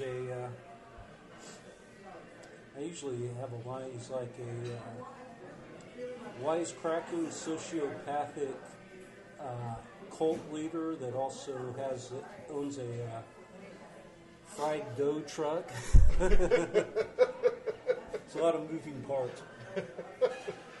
Yeah, that sounds rather. And so he brought up Santa Fe. When we filmed it, it was crazy. It was like a couple, 2.5 weeks of. And I'm the oldest one on the whole crew, Sure. A lot of all the actors and production people and whatever. It was all millennials. Mm-hmm. Pretty much. Yeah. Pretty well. Chris Ernst and Bill Darman they're a little past millennial, but yeah, a lot of these were Chris Ernst. He teaches film in where is it, Maryland somewhere, so he was able to hire a bunch of his students. He did it like that, give them a chance to experience actually being on a film. Food is incoming. Nachos? Yep. Burger here? Wow, that's half nacho. That's impressive. Get you guys some utensils real quick. Thank you. That was good. That's a lot of fries. So, That's a lot of nachos. I was going to say, 2.5 weeks we filmed Santa Fe, outside of Santa Fe, then we went to... Need anything else with this, or is it all looking good? I do have ketchup and mustard and that jazz. I think we're good. Enjoy. Then we went to Raton, New Mexico, which is on the border of Colorado. And then just over the Colorado border, there was a site that had a mound that's featured in the movie. So we filmed there, yeah. It's based around this sacrificial mound type thing. But then, and then we went back east and filmed some stuff in Maine. Yeah, I was going to tell you earlier, I might go over to Mesa Verde. And I'll continue this. Did you beat it up pretty bad? Yeah, it was just an interesting book. We got a lot of, we'll see like Rob, our producer, and the other co-host, basically. You talked to Rob. Mm-hmm. He, he's not as maybe into this stuff as like we are. So he's kind of like the voice of the everyman in a way. So he gets a huge kick out of. He got a huge kick out of it. He said it was like a Jean-Claude Van Damme movie. the way that it was, and but yeah, we did the Program to Kill one as well. So if you want to check that out, it was just interesting book. Mm-hmm. Yeah, mind-controlled assassins type stuff. Yeah, and basically like I think like his theory is that he has all these different serial killers that he thinks are kind of like patsies for these kind of weird child cult groups. Mm-hmm. Like they're yeah, it's pretty dark and it's pretty much a rabbit hole. But speaking of carnivals of life and death, mm-hmm. So it is recording. So yeah. you have the other part. I guess you could call it that.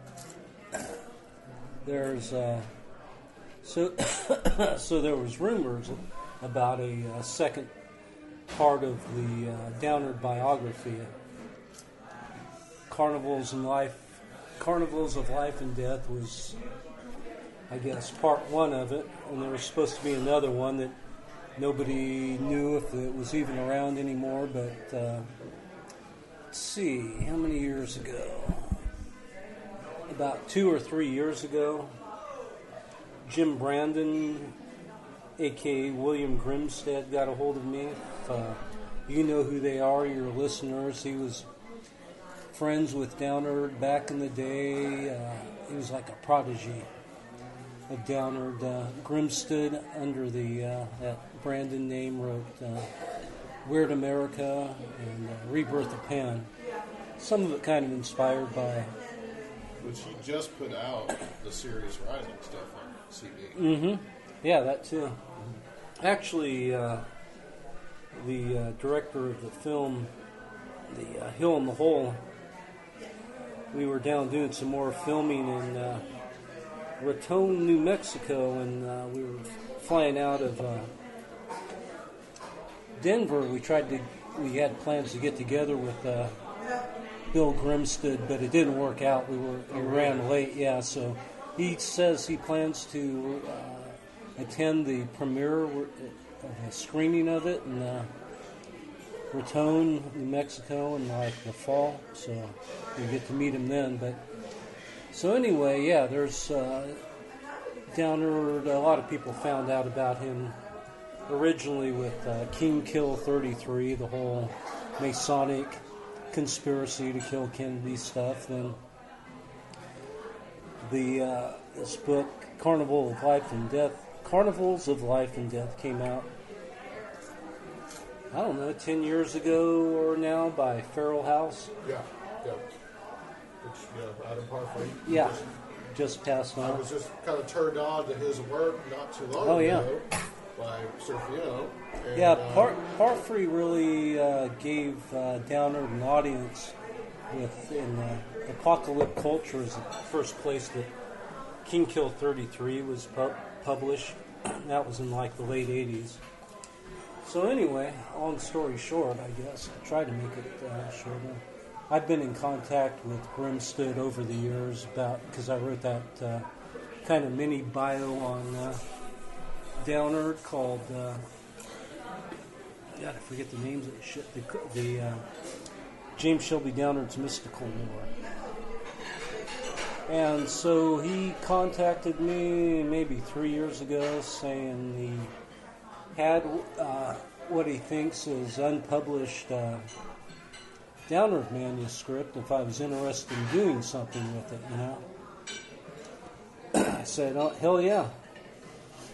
I guess he didn't, Carnivals of Life and Death didn't sell real well, so Grimstead didn't want to approach Parfrey about it, didn't think he'd be interested, and that was true. I talked to Parfrey later, and I don't think he was willing to take it on after Carnivals of Life and Death didn't do well, so anyway, he told me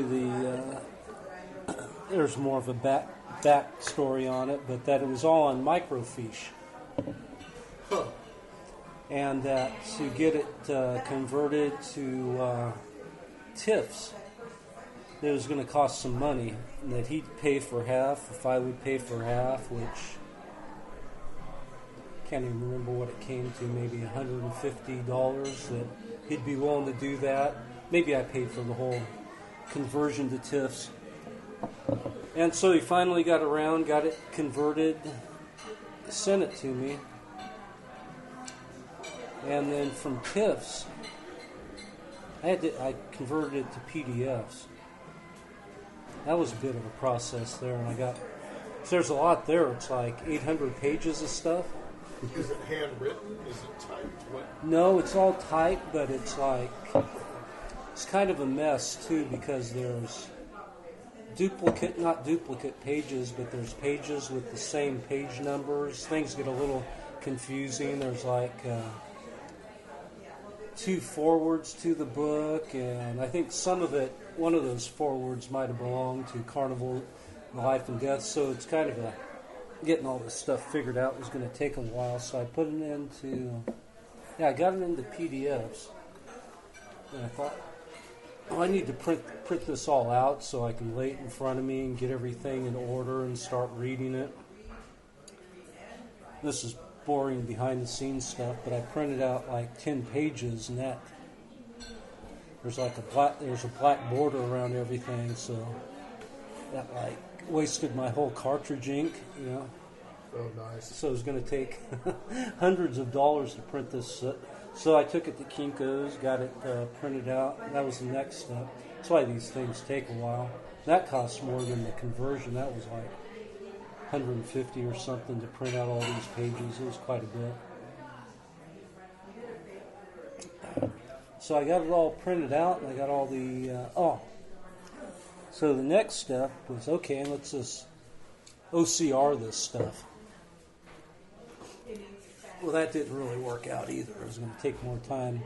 The OCR, we're going to have all these problems with it. You're going to have to type up the whole thing anyway. So I thought, okay, What's OCR? You basically take a PDF and you run it through a program where it turns it into a Word doc. Gotcha. Okay. But you get all kinds of Weird stuff like symbols and stuff. Yeah.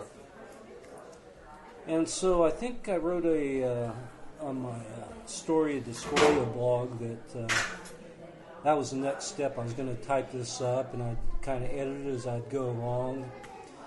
And either I asked for if anybody wanted to help typing it, or people just volunteered. So like there was like about 10 people that volunteered, and I gave them all their assignments and gave them some goodies in return. I'll give them copies of the book. So I got all those back. So that's where I'm at now. I've got to kind of pull it together and edit it. And I'll do that next year. This is summer of 2017. So I'll start working on it more next year.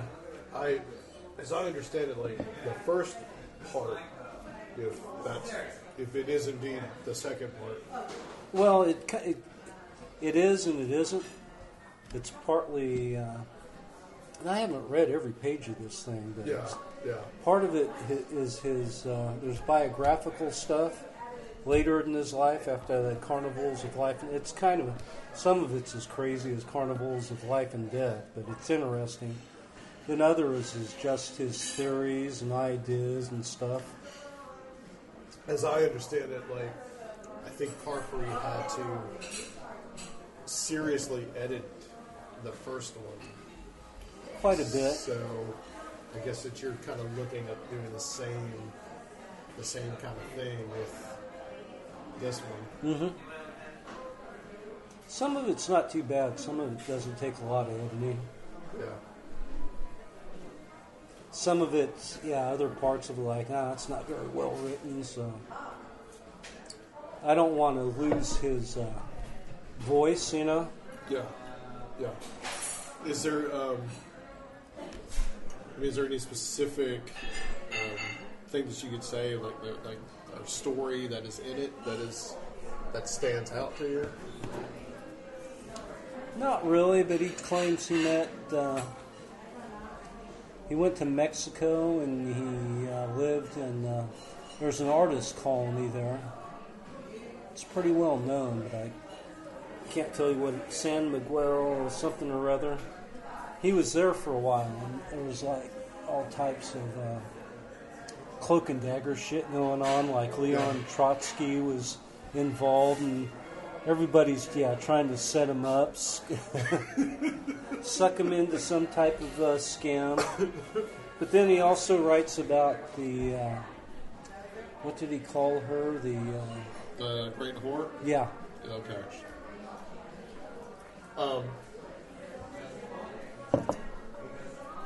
I mean, I've read most of the first one, and this is will be more interesting than the first one. You think so? Mm-hmm.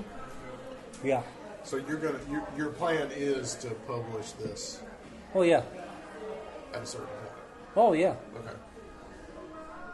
That's very next cool. year maybe. Very cool. Yeah. Very cool. It's more interesting. Sergio's going to be super geeking to hear that. It's more interesting than Carnivals of Life and Death, I think. There's more there, but you got to be into this shit. Carnivals of Life and Death was like just kind of telling a story of his younger years, you know. Yeah. Yeah. That was basically it. It wasn't a lot of his.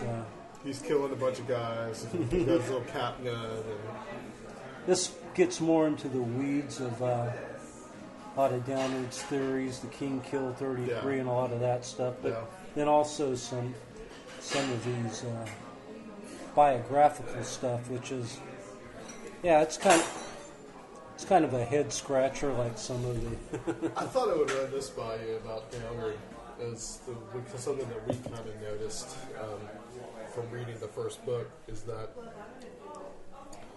he comes up, there's a lot of very outlandish episodes in the book, and it seems very similar to, say, someone like we've talked to these people. One person that claimed to be a Martian super soldier, and these type suffering of people, from paranoid delusions, or like Kathy O'Brien, that kind of stuff, and it seems very similar to the way they build themselves up to have this like absolutely amazing life. Mm-hmm. And do you think that he kind of is in the same vein? Maybe just albeit just a little bit earlier than. Mm-hmm. Yeah, I mean, in so many words, yeah. But then he was these guys who were his prodigies. There's some pretty serious dudes like Grimstead and William Hoffman, who were also one time or another kind of into white nationalism and that type of stuff too. It's complicated. Yeah. So was that? But they considered him like their mentor in a sense. So they took him serious. Some of these stories, it's like, I don't know, it's kind of hard to believe that this little 5-year-old is like...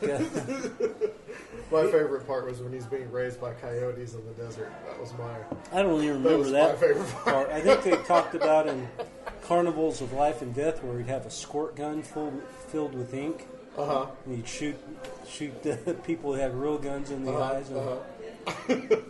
And in this...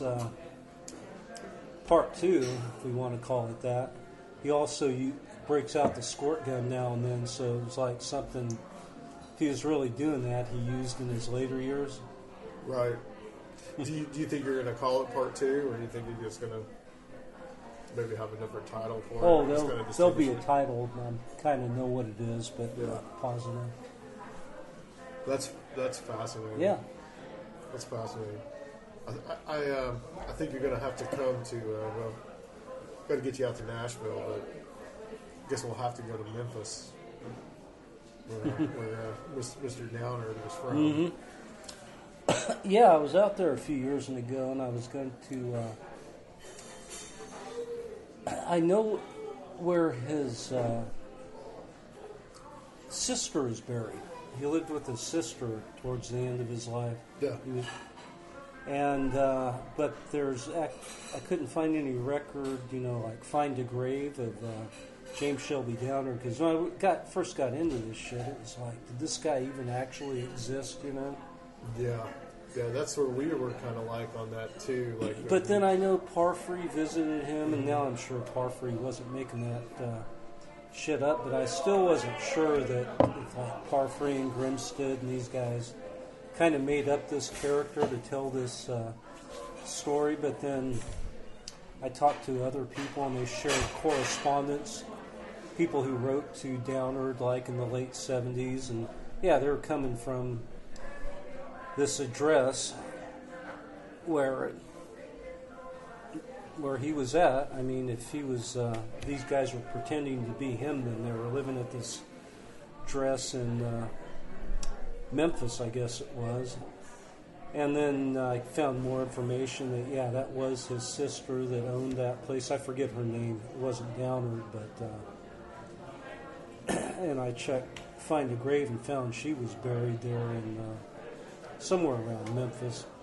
When I was out there, I was going to go to that cemetery and check it out and see if he was buried there too, but just didn't have time to do that. Yeah, I mean, I'm pretty positive that he Oh, existed, I'm I was totally. actually kind of surprised that there was, because Sergio again, he keyed me into this, that there was this doubt whether he did exist or not. I was kind of thought that was interesting that there was actually doubt. Oh, yeah. that he was a real person. I was dubious, but also, oh God, I'm forgetting the guy's name. The co-author of Richard Spence. Yeah, Empire of the Will. Yeah. He did some work on Downard and tracked his history and was able to confirm a bunch of stuff. Yeah. I think the whole thing, he seemed to go sideways kind of after the great whore, whatever he called her. She either left him or something went on, and he got these ideas about her that I think that might have been a contributing factor that kind of spun his head around. I think the Downard is interesting from just from my personal point of view that he's, obviously there was something wrong with the guy. He had some kind of mental issues, Well, some they kind say of problems. paranoia- But that doesn't mean that he wasn't Tuned into right shit. about Yeah. something. Paranoia is a higher form of awareness, Yeah. according to Charles Manson. Just because you're paranoid doesn't mean they're not after you. Yeah, pretty much. I don't know if he, who knows if he really knew, but he had a way of piecing things together that were interesting, all how words related to places and synchronicities, and I guess if you look hard enough for that stuff, you'll find it. Yeah, we were. I was in Temecula, and you can see Mount Palomar from there. And Oh yeah, Mount Palomar is one of the places that he talks about. So it's like it triggered that in my mind. This is one of the part of the mystical toponymy. And, oh yeah. William Grimstead is convinced that Adamski was in all of this, and that there was some type of ritualistic thing going on at Mount Palomar. yeah. That Jack Parsons and the Great Horror were involved in, and all these people. Downard's Great Whore? Yeah. Oh. Normally you think of Marjorie Cameron with Parsons, but... Well, he might have been talking about her a little bit, too, because I'm trying to remember where he lived in Mexico for a while was that artist colony. It's San Allende something. I forget the... But that's where Marjorie Cameron, after Jack Parsons died, she lived in that artist community there in Mexico, so maybe they were there during the same period. I need Google handy to tell you the exact name, but it's San Allende something or other. And, which, I wanted to ask you a little bit about the contactee book, because Did you interview Gray? when it comes out, I'm going to I'll get both of you guys on to talk about it, but because I know that you guys kind of split the workload on it. Who was kind of like one of the most interesting people that you wrote about? Maybe someone that, because you hear about Adamski and Van Tassel and was it George Hunt Williamson was one of the guys. But there's some of the even lesser known. Well, yeah, most of them are lesser known. Those are the big names you named right there. Yeah, a lot of them are. I mean, they fall into different categories. Some are out and out con men. Some are like, did they bump their head, at some point? Or did they really have an experience? These guys are fascinating in their own way. It's like, I'm just starting going from A to Z. There's like Wayne Aho, who's an interesting character just because he's involved in different stuff, but he was kind of a he claimed your typical UFO experience in his youth, and then started kind of a community, basically an organization, and they'd have meetings at like the base of Mount Rainier every year, but he went by the name of Major Wayne Aho, and he claimed that during World War II he'd been in counterintelligence, but he's one of those guys who, like a lot of the UFO contactees, seem to be over-exaggerating how much he was involved in the military and whether he's actually a major or anything. And so he went to a lot of UFO conferences and spoke, and like Jim Moseley and others kind of poked fun of him and call him Major A-Ho. Major A-Hole. And Tim Beckley had an interesting story. He was around for years, Wayne A-Ho. He was, Tim Beckley put on all these UFO conferences, and A-Ho is at one of them one year, and he was up speaking at the podium, and he kept going, and his time was up. So Beckley went up and tried to tap him on the shoulder, and A-Ho turned around, flipped it in the bird, and went on talking.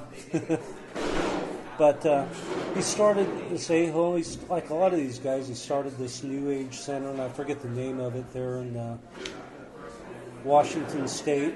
But he also got involved with Otis T. Carr. You've heard of Otis T. Carr? I have not.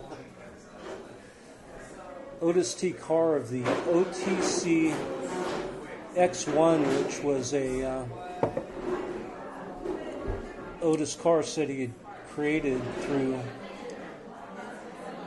He claimed he'd been a protege of Nikola Tesla, and he came up with designs for a UFO, flying saucer that based on Tesla designs and alien designs and whatever that he was going to launch from Oklahoma City. This was like in 1961, and it became a big deal. He went on the Long John Nebel show, promoted this, and like a lot of these guys, they got investors. They went around to saucer clubs, and so all these people were putting money into this flying saucer was going to launch from Oklahoma City at this amusement park on this date, and one of his colleagues was Major A-Ho, who was going to be his co-pilot during the blast off. The name kills me. And so, who Long John Nebel was, he was going to go cover this and broadcast live for this historic event. And there was all kinds of things, like people were signing up and were going to pay for a flying saucer ride from Oklahoma City to California in 9 seconds. This type of thing. No. And so when the big day came, Otis T. Carr was nowhere to be found, and they left Major A-Ho holding the bag, who claimed that there was some type of mercury leak or something and affect the propulsion system. And anyway, Long John Nebel. I've heard it's good for intergalactic space travel. That's what I've heard. But there's all kinds of characters like that. And UFO lore, you could go down the list. I don't know if I have a favorite, but It almost seems like kind of like a sideshow carny kind of a lot of them were. aspect to it. There's some true believers too, like, or at least they sound sincere, like Orfeo Angelucci, if you're familiar with that name. Yeah, I'm familiar with it. And he had some interesting stories to tell. A lot of them were kind of almost symbolic in a sense, or dreamlike, some of his experiences, Then apparently he was quoted later in life that that's what he felt those experiences were. They were somehow came out of his subconscious. What happened to the contact team movement? Just like, why did you any ideas of why it just kind of eventually just kind of, you think it just ran its course? Things progressed, technology progressed. A lot of the entities they were in contact with were human-looking, golden-haired Aryan. Usually big boobs. Yeah, from Venus and Mars and nearby. But as things progressed, it was like, well, I don't know if this played into it, but can those planets really life? Can there be life on those planets? And then space travel came up, and so as it progressed, it was like the entities that were visiting us were from Zeta Reticuli, and it kind of made more sense that they didn't look like us. They were some type of creatures, and it became... Yeah. There was also more innocence back in the contactee days, and I think as we went through the Cold War and all that, the general idea was that if something came from outer space, it would be malevolent, If it was malevolent, it probably wouldn't be a golden-haired orthon. It would be a reptilian or gray-skinned, inhuman thing that, I don't know if that's an answer, but... No, yeah, that makes sense. I think some of them, too, just kind of became religions as well, like the Unarians. Oh, it was all one big religion. Yeah. Actually, the contactees, I think, like Jesus Christ had all kinds of religion spin off of him. The same thing with the contactee movement. Yeah. The Unarians and Eutherius and on and on and on. A lot of these different contactees started their own many cults or religions. The other thing, too, is do you think in these... I'm sure this will probably come back up in the interview, but you think any of these beings that they said that they contacted might have actually been real, but in the sense of something posing as what they wanted to see? Kind of like, the co-creation stuff that Greg talked about. Well, yeah. I mean, it's their interpretation of what they saw. Yeah. It's like an energy or something that manifests. You're going to see it through your lens. It's like my LSD UFO contactee story, which I told you before, I'm sure. Yeah. We saw a lot of different stuff, but I don't necessarily it's funny you mentioned that, 'cause like, think that, we were there at Giant Rock, and we went we walked around it, and on the back part of it there was this spray painted mushroom on the back. And I thought, well, that's appropriate. That's probably where the real contact is happening right there. Yeah. And that became part of the UFO scene, I think, in the 60s and 70s. A lot of people who were into seeing UFOs were also doing psychedelics, and write about this a little bit in the Contactee book. It kind of found its way into the Giant Rock scene in the late 60s and 70s. A lot of people, some of the people who attended those conferences were spreading the word or spreading drugs, or there was some experimentation going on there too. So there was some mind expansion happening out there in the desert. Yeah. It all played into it. Yeah, it was it was UFOs, but it was the New Age movement and psychedelics were part of that scene, so it was all-encompassing. It's kind of crazy to think that they would still think that maybe it's something from another planet when it might be something more eternal. Yeah. Oh, I don't know. I can't. I wasn't wearing in these guys' shoes when they were seeing this stuff, but I think it was either some of them were con men and con women. Some of them might have had an experience and they got a following, and to keep that following, they embellished upon that, you know. Some were delusional. What kind of kills me is that the some might have actually. How would I know? yeah, true.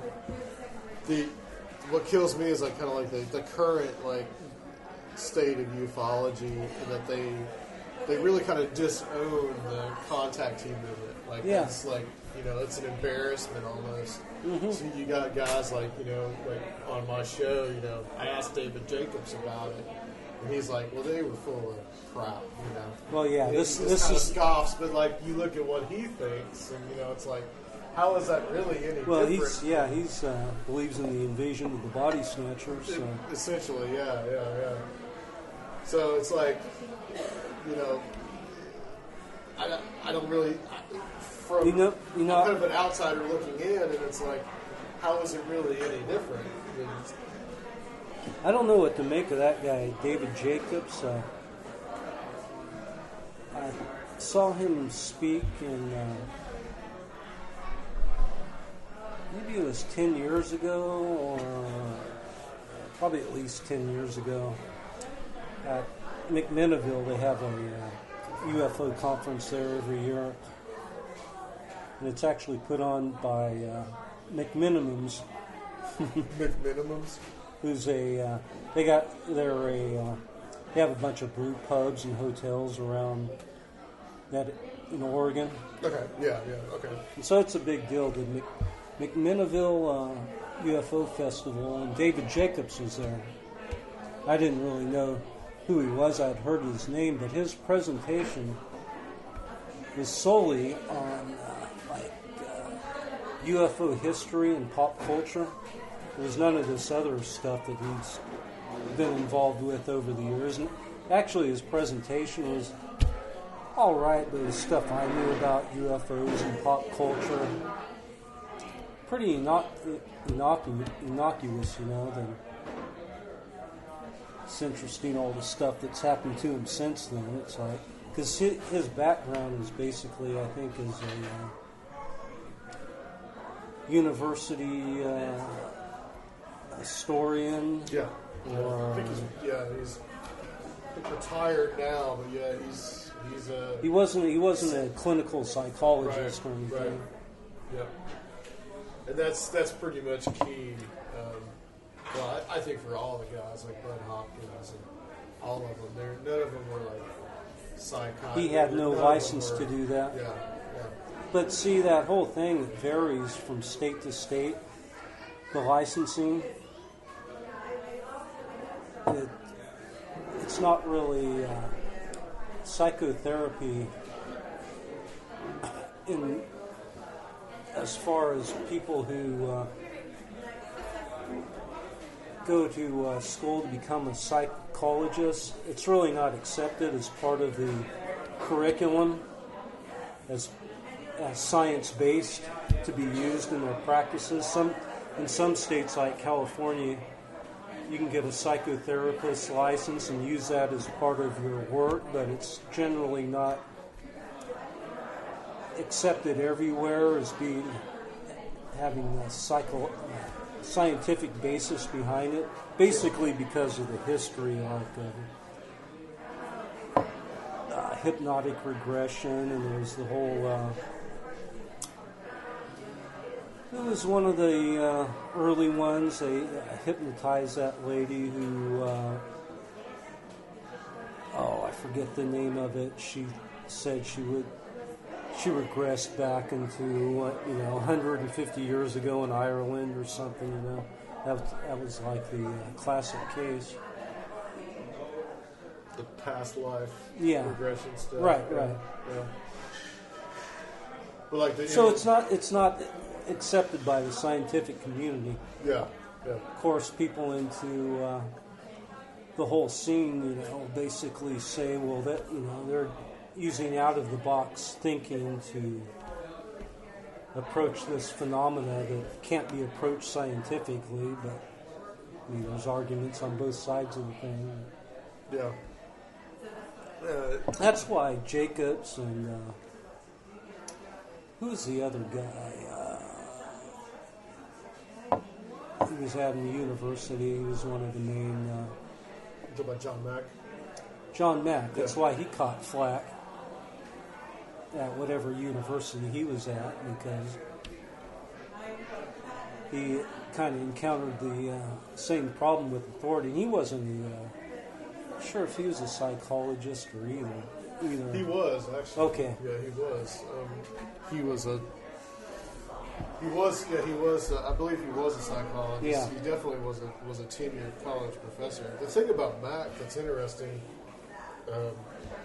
is that he never really made a judgment call on what the nature of the phenomenon was. He never actually said, "Well, the aliens are here to replace us." Have you read his book? Jacobs. I have not, but the things that I have kind of looked into about John Mack and all that.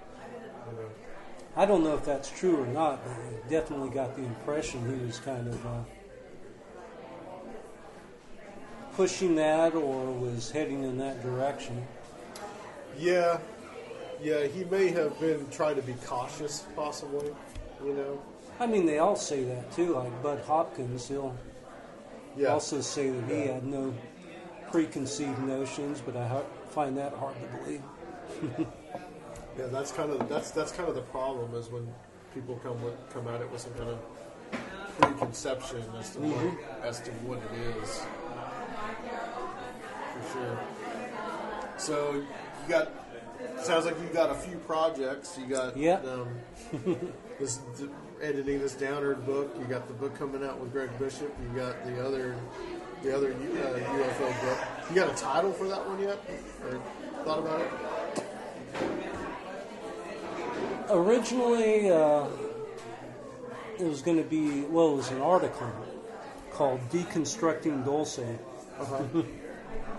And it was looking into Dulce primarily, kind of taking that apart and seeing how the story evolved. But talking to Greg Taylor with Daily Grail, who's going to publish it, at least that's the plan. He thought it needed to be a different title, and I agree, because it goes beyond Dulce, and it's looking at the whole story of disinformation, misinformation, and ufology, all the different players involved. And you got to give some thought when you're giving a title to a book, how to what's the best thing to help promote that book as well. Well, I'm definitely looking forward to all of them. Looking forward to finishing one. Yeah, so that you're done. For sure. Well, cool. We'll continue this conversation offline then. Okay.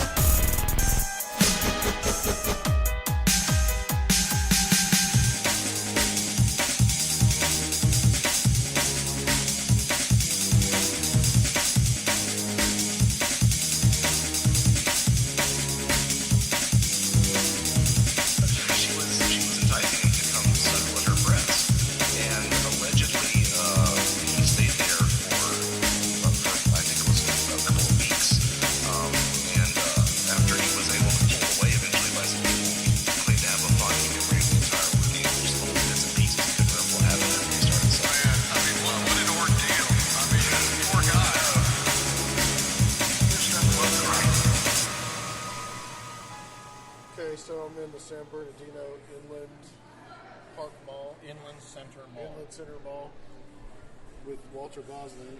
And why are we in the mall? This is the former location of Urbita Springs Park, which factored so prominently in the Empire of the Wheel mystery. It is specifically the location of the death of the woman who was called Horace Stanton, who I propose and am convinced was actually Etta Place, the associate of Harry Longabaugh, the Sundance Kid, and Butch Cassidy. We're looking at a map right now of the mall, just a basic, very basic layout. And I'm pointing out here to Adam that the Sears end is the north end of the mall. The now J.C. Penney, it was empty for quite a while, and is the south end. And we just came out of the Macy's. We just came out of the Macy's. And where we're at, where the mall stands today, since 1967, when it was open, is where the lake of Urbita Springs Park used to be. Okay. They pretty much, it was pretty much 95% dried up. They cleared it out and they built the mall in this parking lot where the lake used to be. So all this used to be under the lake water. For the most part, not a really deep lake, but there were areas where it was deep enough. And the area, which is the upper part of the map, it's actually eastward, and to the north, this is where the park proper was, with the amusement park and the bandstand, you know, the rides and the zoo and all of that. That used to be kind of on the northeast end and east of, you know, where the lake was, where the mall is now. And when we're outside, I'm going to show you the tree line that still stands that was the edge of the lake. Okay. It still stands today, and you can see these exact trees in pictures from 103 years ago. So we're going to walk through the mall towards the south end. It was the south end of the lake where Horace Stanton, a.k.a. Etta Place, was found dead on the 19th of November, 1915. And the store that used to be down where the Pennies is now was haunted by her. We'll talk more about that, I guess, you know, when we get this mall. This is the mall I first remember coming to when I was a little kid. Interestingly enough, I always enjoyed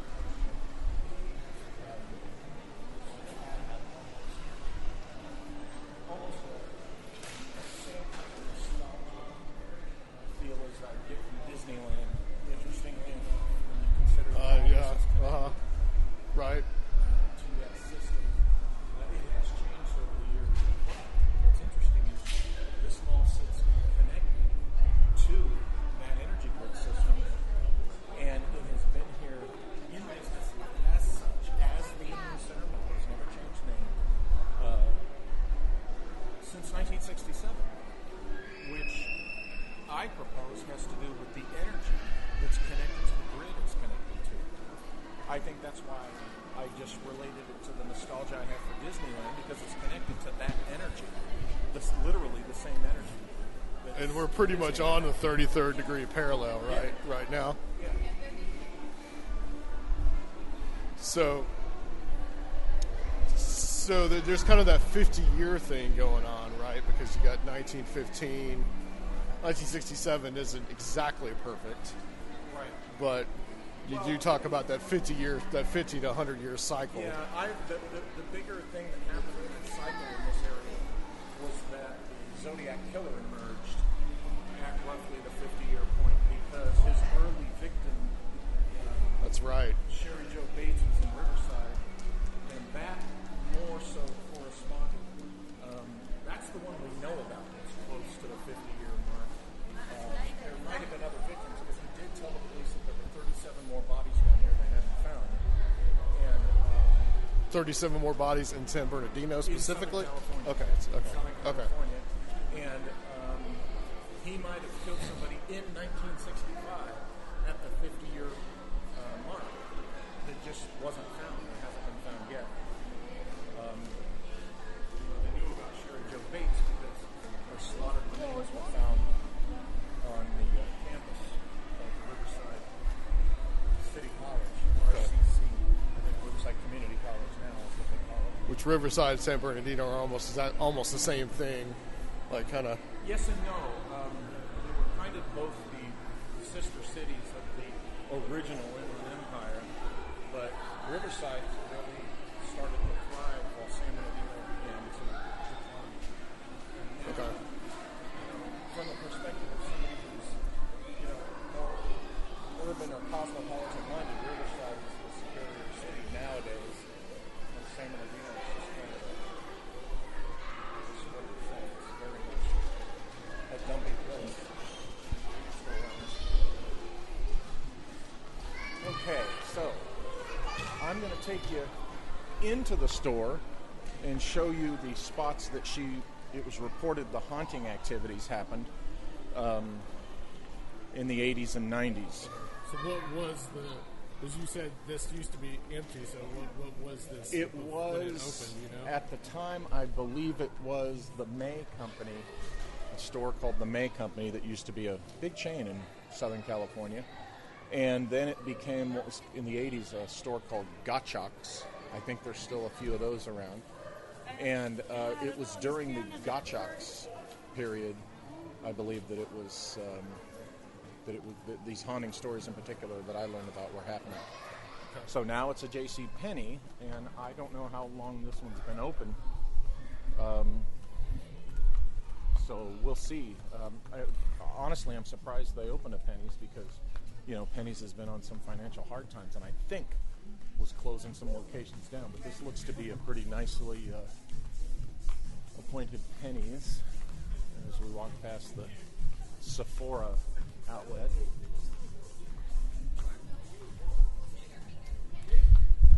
And okay, we're coming up to what used to be, let's see if it still is, used to be the shoe. I think it was the shoe. Yes, it was the shoe department downstairs that she haunted.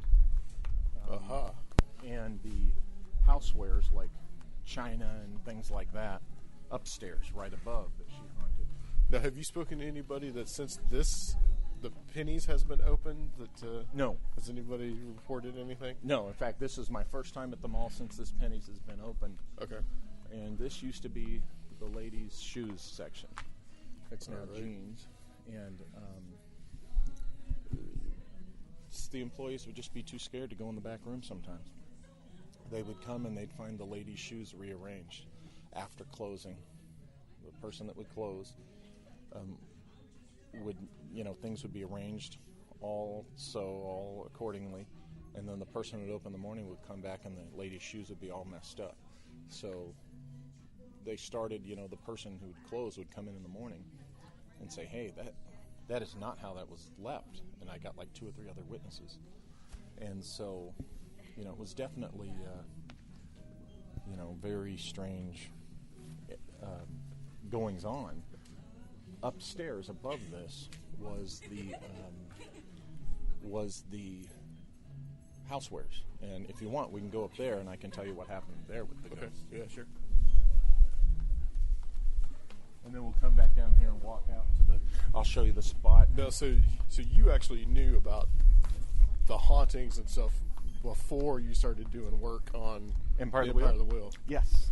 It was the beginning of my research. It was how I learned about the mystery of Cora Stanton. The woman who told me is a local librarian named Ann Walker. And she had posted something about the haunting here at this store. And I contacted her to hear about the story. And that's when I met her at the library where she works in Fontana at the time, and she told me about the hauntings here when it was Gottschalk's, and then the mystery of Cora Stanton. And that's when she said, go look at the newspaper accounts, you'll see what I'm talking about. And I went and looked at the newspaper accounts like the next day, and that's when I discovered the other 6 victims as I looked outward from the date.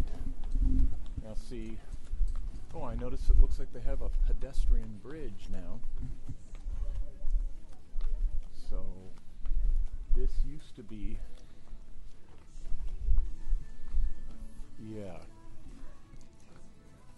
right over here used to be china and other housewares. It's appliances now, as you can see, pennies. Yeah, no, we just walked past the shoe department. Yeah, the penny shoe. Yeah.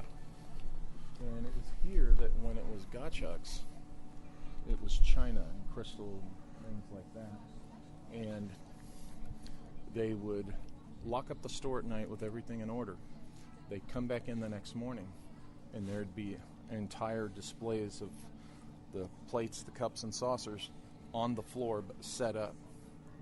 Not Really? like they had fallen. It was like somebody had taken it and set it on the floor and set up the display. Huh. And this happened numerous times. And then one time, towards closing, there was a guy in here with his daughter getting, some type of wedding gift or something for his wife or whatever.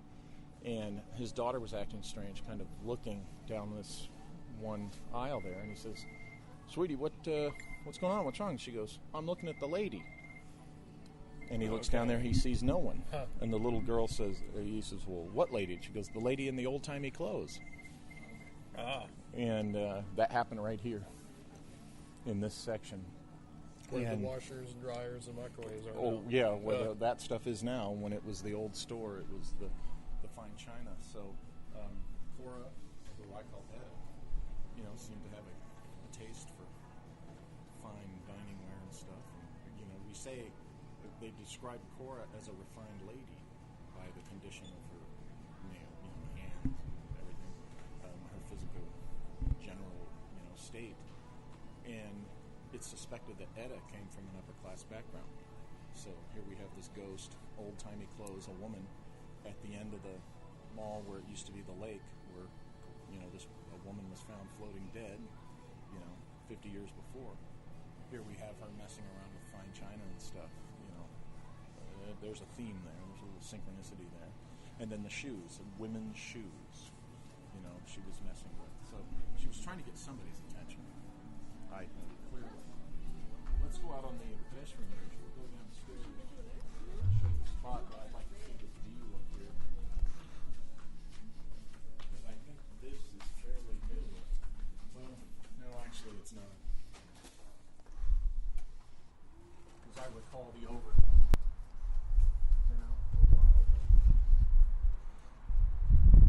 Right down there. We're going to walk down there.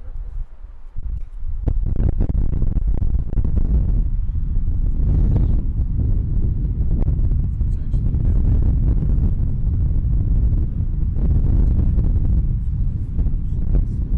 That's the 250.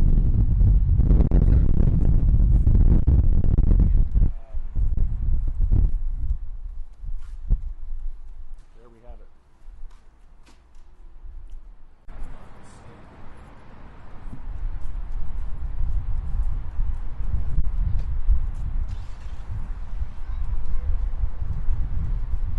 And good. There's a particular thing I'll point out to you. Could be wrong because the paint is different. If I'm not mistaken, the bridge we were just on was Yes. Yes. Yeah. and that is correct. That's where the shoe section was, and the stuff we just did in the store. That's where the haunting stuff was going on. And who knows? The point is that's what was reported. So now we are approaching the south end of the mall. That's north. The mall does that weird bending thing. North is behind us. We're heading south. This is what they call the lonely end of the lake, because it was the far end of the lake from where all the fun stuff of the park was. This was the kind of a quiet end. And where people would come and stroll, take a nice walk around the lake, which at one time had a circumference of a mile. They widened the circumference a mile. Huh. And so you were telling me before, but the lake just dried up eventually, and they drained it, and Yeah. eventually the mall was built. Yeah. And they did some other things. Yes, indeed they did. Those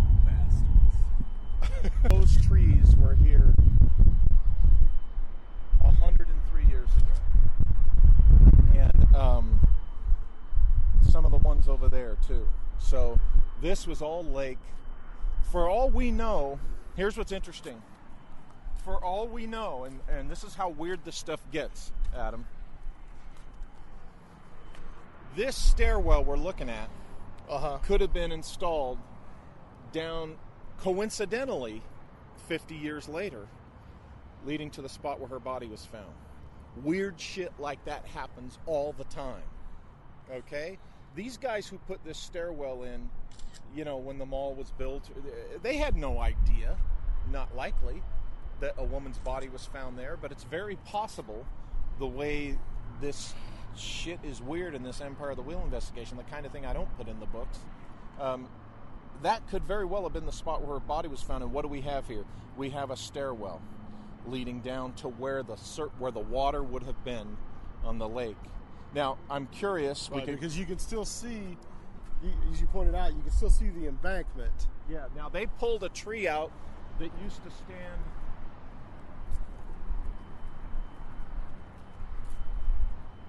That's another thing the bastards did. They pulled out a couple of old trees.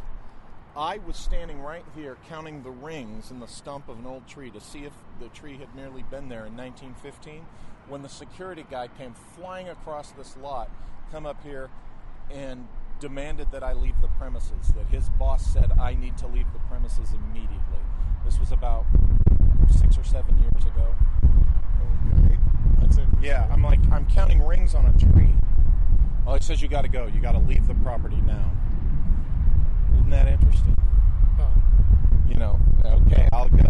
The trees are gone.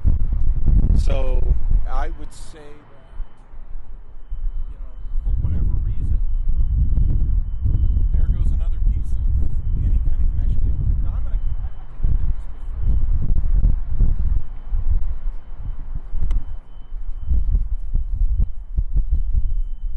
before. 14. The landing right here. Okay. 14. 1, 2, 3, 4, 5, 6, 7, 8, 9, 10, 11, 12, 13, 14. Yes. Okay, that is again the esoteric karmic number of Cora Stanton, aka. Now, why is that the number? It has to do with her death. Sesheri has worked that out. I apologize, off the top of my head, I don't. It's been years since I looked at the details. When he works out a karmic frequency, you know, it's all that esoteric numerology stuff. Her numerology worked out to 14. And this parking area used to be number 14. And we've just come down 14 steps to the first landing. And the water, this might have been where the surface of the water, when you look at the old photos, look how high the bank is. Yeah. Okay, this is about where the water was, right here. This landing could have been where her body was found, or at least is symbolic of where her body was found, 14 steps down. That's the weird shit of Empire of the Wheel. And it's unbelievable stuff. It just all depends. This was what they call the lonely end of the lake. And as you can see, it's the dead end of the mall, right? What are you looking at here? You're looking at the dead end of the mall. Yeah, there's plenty of parking spots. No one's parked here, except for probably some workers' cars. Yeah. And what you know, is there an entrance there? There's new glass doors there, but you see the metal cage pulled across the door, so that's a dead entrance. No one goes in there. Yeah.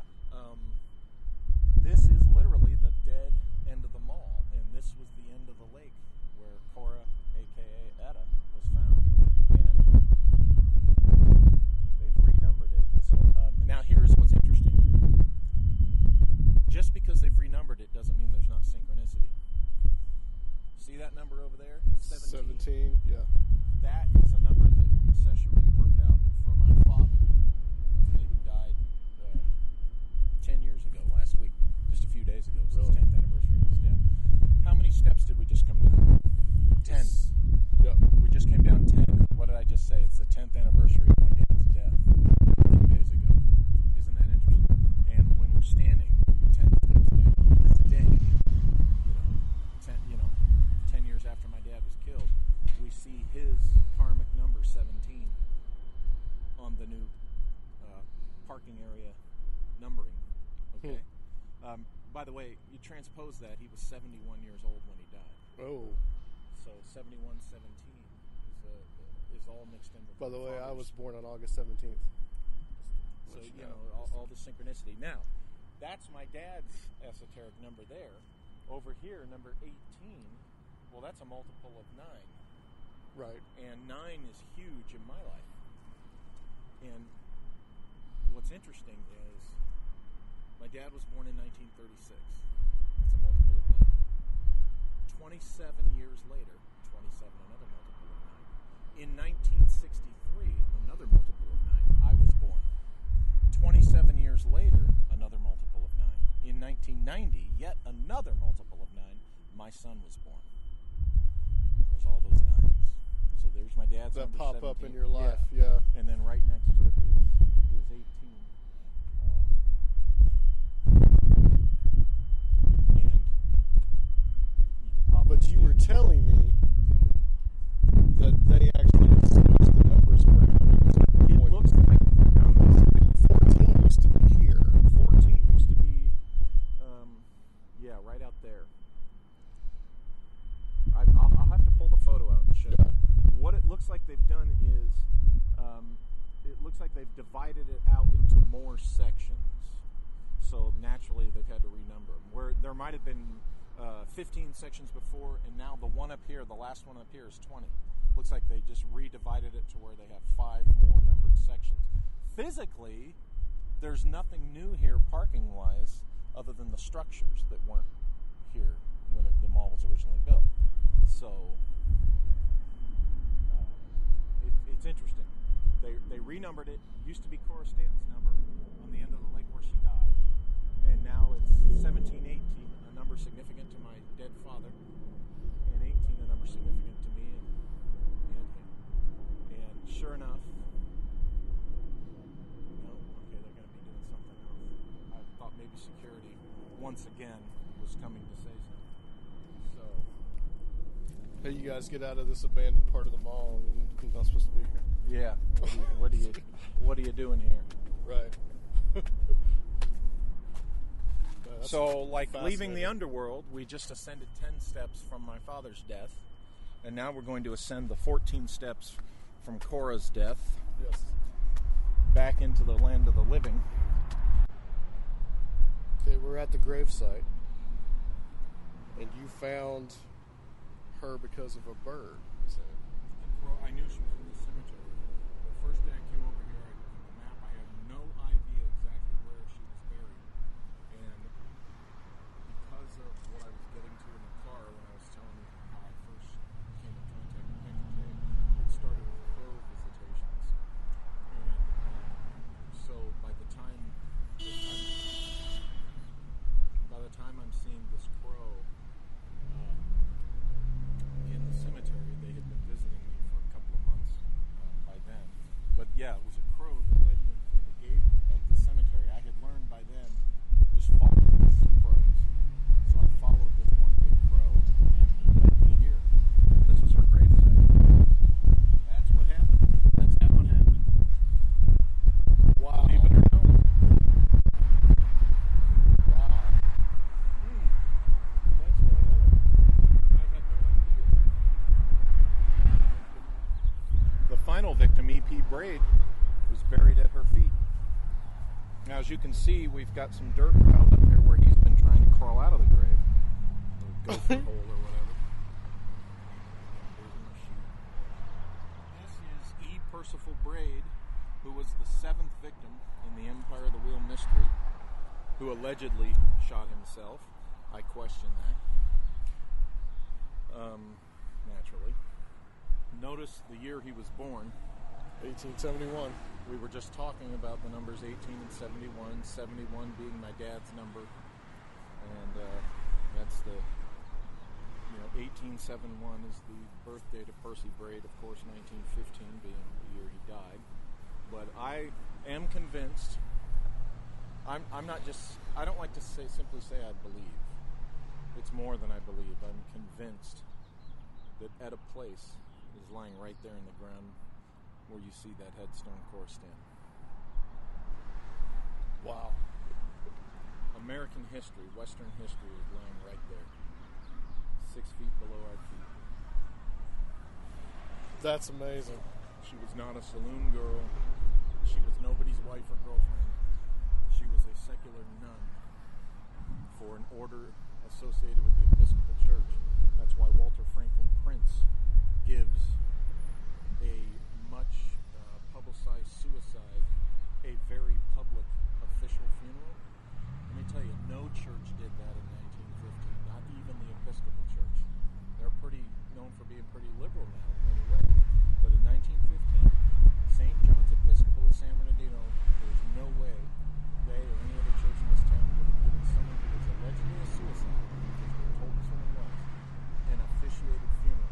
That's exactly what he did, very publicly. And then, when the Coruscant thing was over, Walter Franklin Prince and his wife packed up all their belongings and left San Bernardino. And his next job was to be the number 2 man at the American Psychical Research Association, ran, I think, by Hereward Carrington back then. He became, in the following decade, Walter Franklin Prince became the head of the American Psychical Research Association. And you know what he was famous for in that capacity? He teamed up with Harry Houdini in the 1920s to go after corrupt spiritualists. You read my book, you know the spiritualist connection to this whole mystery. There are some people in the New Age community that when you mention the name Harry Houdini, they boo and they hiss, and you'd think you'd yelled fire in a theater. They still hate him to this day, and some of them revere that most reprehensible of human beings, Marjorie Crandon and her husband, the creepy, probably pedophile doctor. So, it's been a while since I've read the book. It's been a few years. Yeah. But, so you think that he knew, the minister, he knew who she was? Here's what I think Prince knew. Prince knew that somehow, for whatever reason, and I could name some reasons, but I think he knew that she was a secular nun associated with an order, a secular order that did work for the church. So through his capacity as a minister, he knew her connection to the church, number one. It's very possible that he knew that she was an operative for the U.S. Secret Service, because the U.S. intelligence community and the Episcopal Church go back, have a relationship that goes back to the American Revolution. See, the Episcopal Church is an American version of the Anglican Church. I actually grew up Episcopal. Yeah, okay, so you get it. You know the history. And when you look at the U.S. intelligence community, a lot of those guys, when you look at their religious affiliation, it's Episcopal. And Episcopalian. I always get that wrong. Yeah. I think it's either way. Yeah. And so it's also possible that he knew that this woman was also an operative for the Secret Service. Okay? Now, whether he knew that she was specifically at a place, I don't know.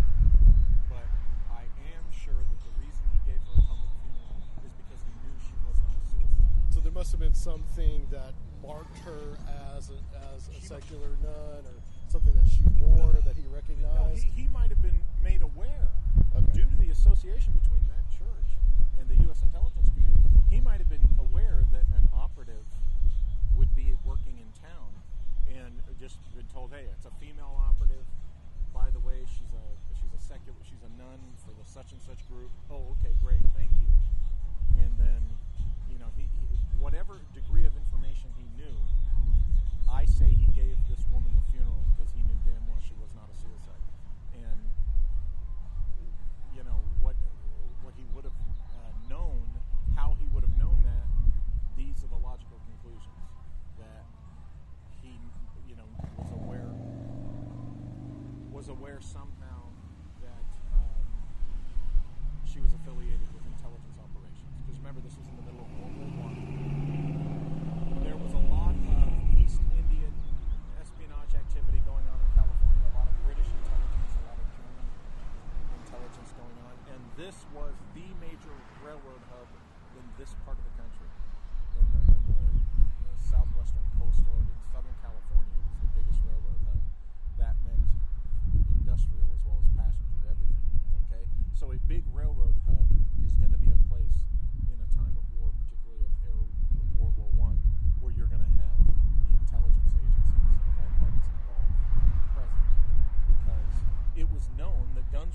smuggled through the Southwest to San Diego and put on boats heading to Burma. Because the Germans were teaming up with the East Indians to keep their revolutionaries riled up, to keep Britain busy on two fronts, both in Europe and in India. So that's why the Germans were piping weapons to the East Indians. So that's why you had East Indian agents, German agents, and British agents in California. If you look up the German Hindu conspiracy, it was a huge deal, which is mostly forgotten now. Yeah, the Germans were doing that. They were doing like they did with the Irish too. Yeah, Up to the East 16 and the Irish situation here in North America is greatly how I think Harry Longbaugh, the Sundance Kid, was actually recruited into being a federal operative, because we know that he was at the Bar J, the Bar something ranch up in Canada, which is a big ranch that had a Northwest Mounted Police station added in the late 1800s, early 20th century. Okay, the Northwest Mounted Police, they were the only federal game in town, so to speak, in Canada.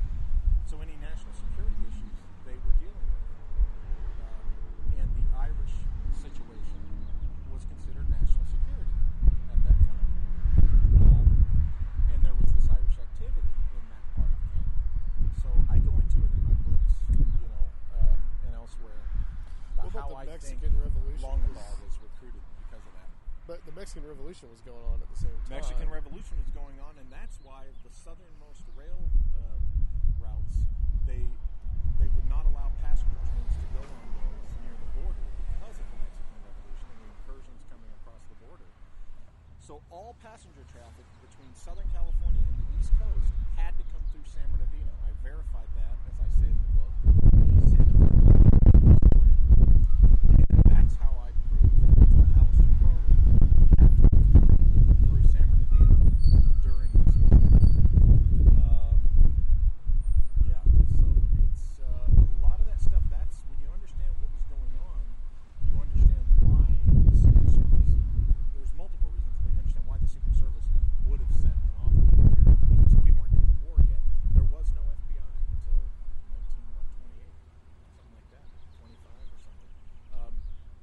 For any, when you're talking about federal agents doing federal agent national security stuff, the Secret Service was really the only game in town. Yeah, it was all. They weren't just Secret Treasury Service. and protecting the president. Yeah.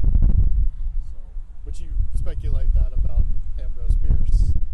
well, as because well, we know yeah. that he became a Treasury agent or a Treasury assistant agent right before the Civil War ended, and he went back to working for the Treasury twice. We know that, so that's how I extrapolate that. Okay, he was probably still working for them throughout his life. Oh, that was a close one. Very, very cool. This guy wasn't. So, Thank you for taking me here. oh, sure. Yeah, it's kind of a pilgrimage. I got to get some video from my YouTube channel. Yeah, let's do it.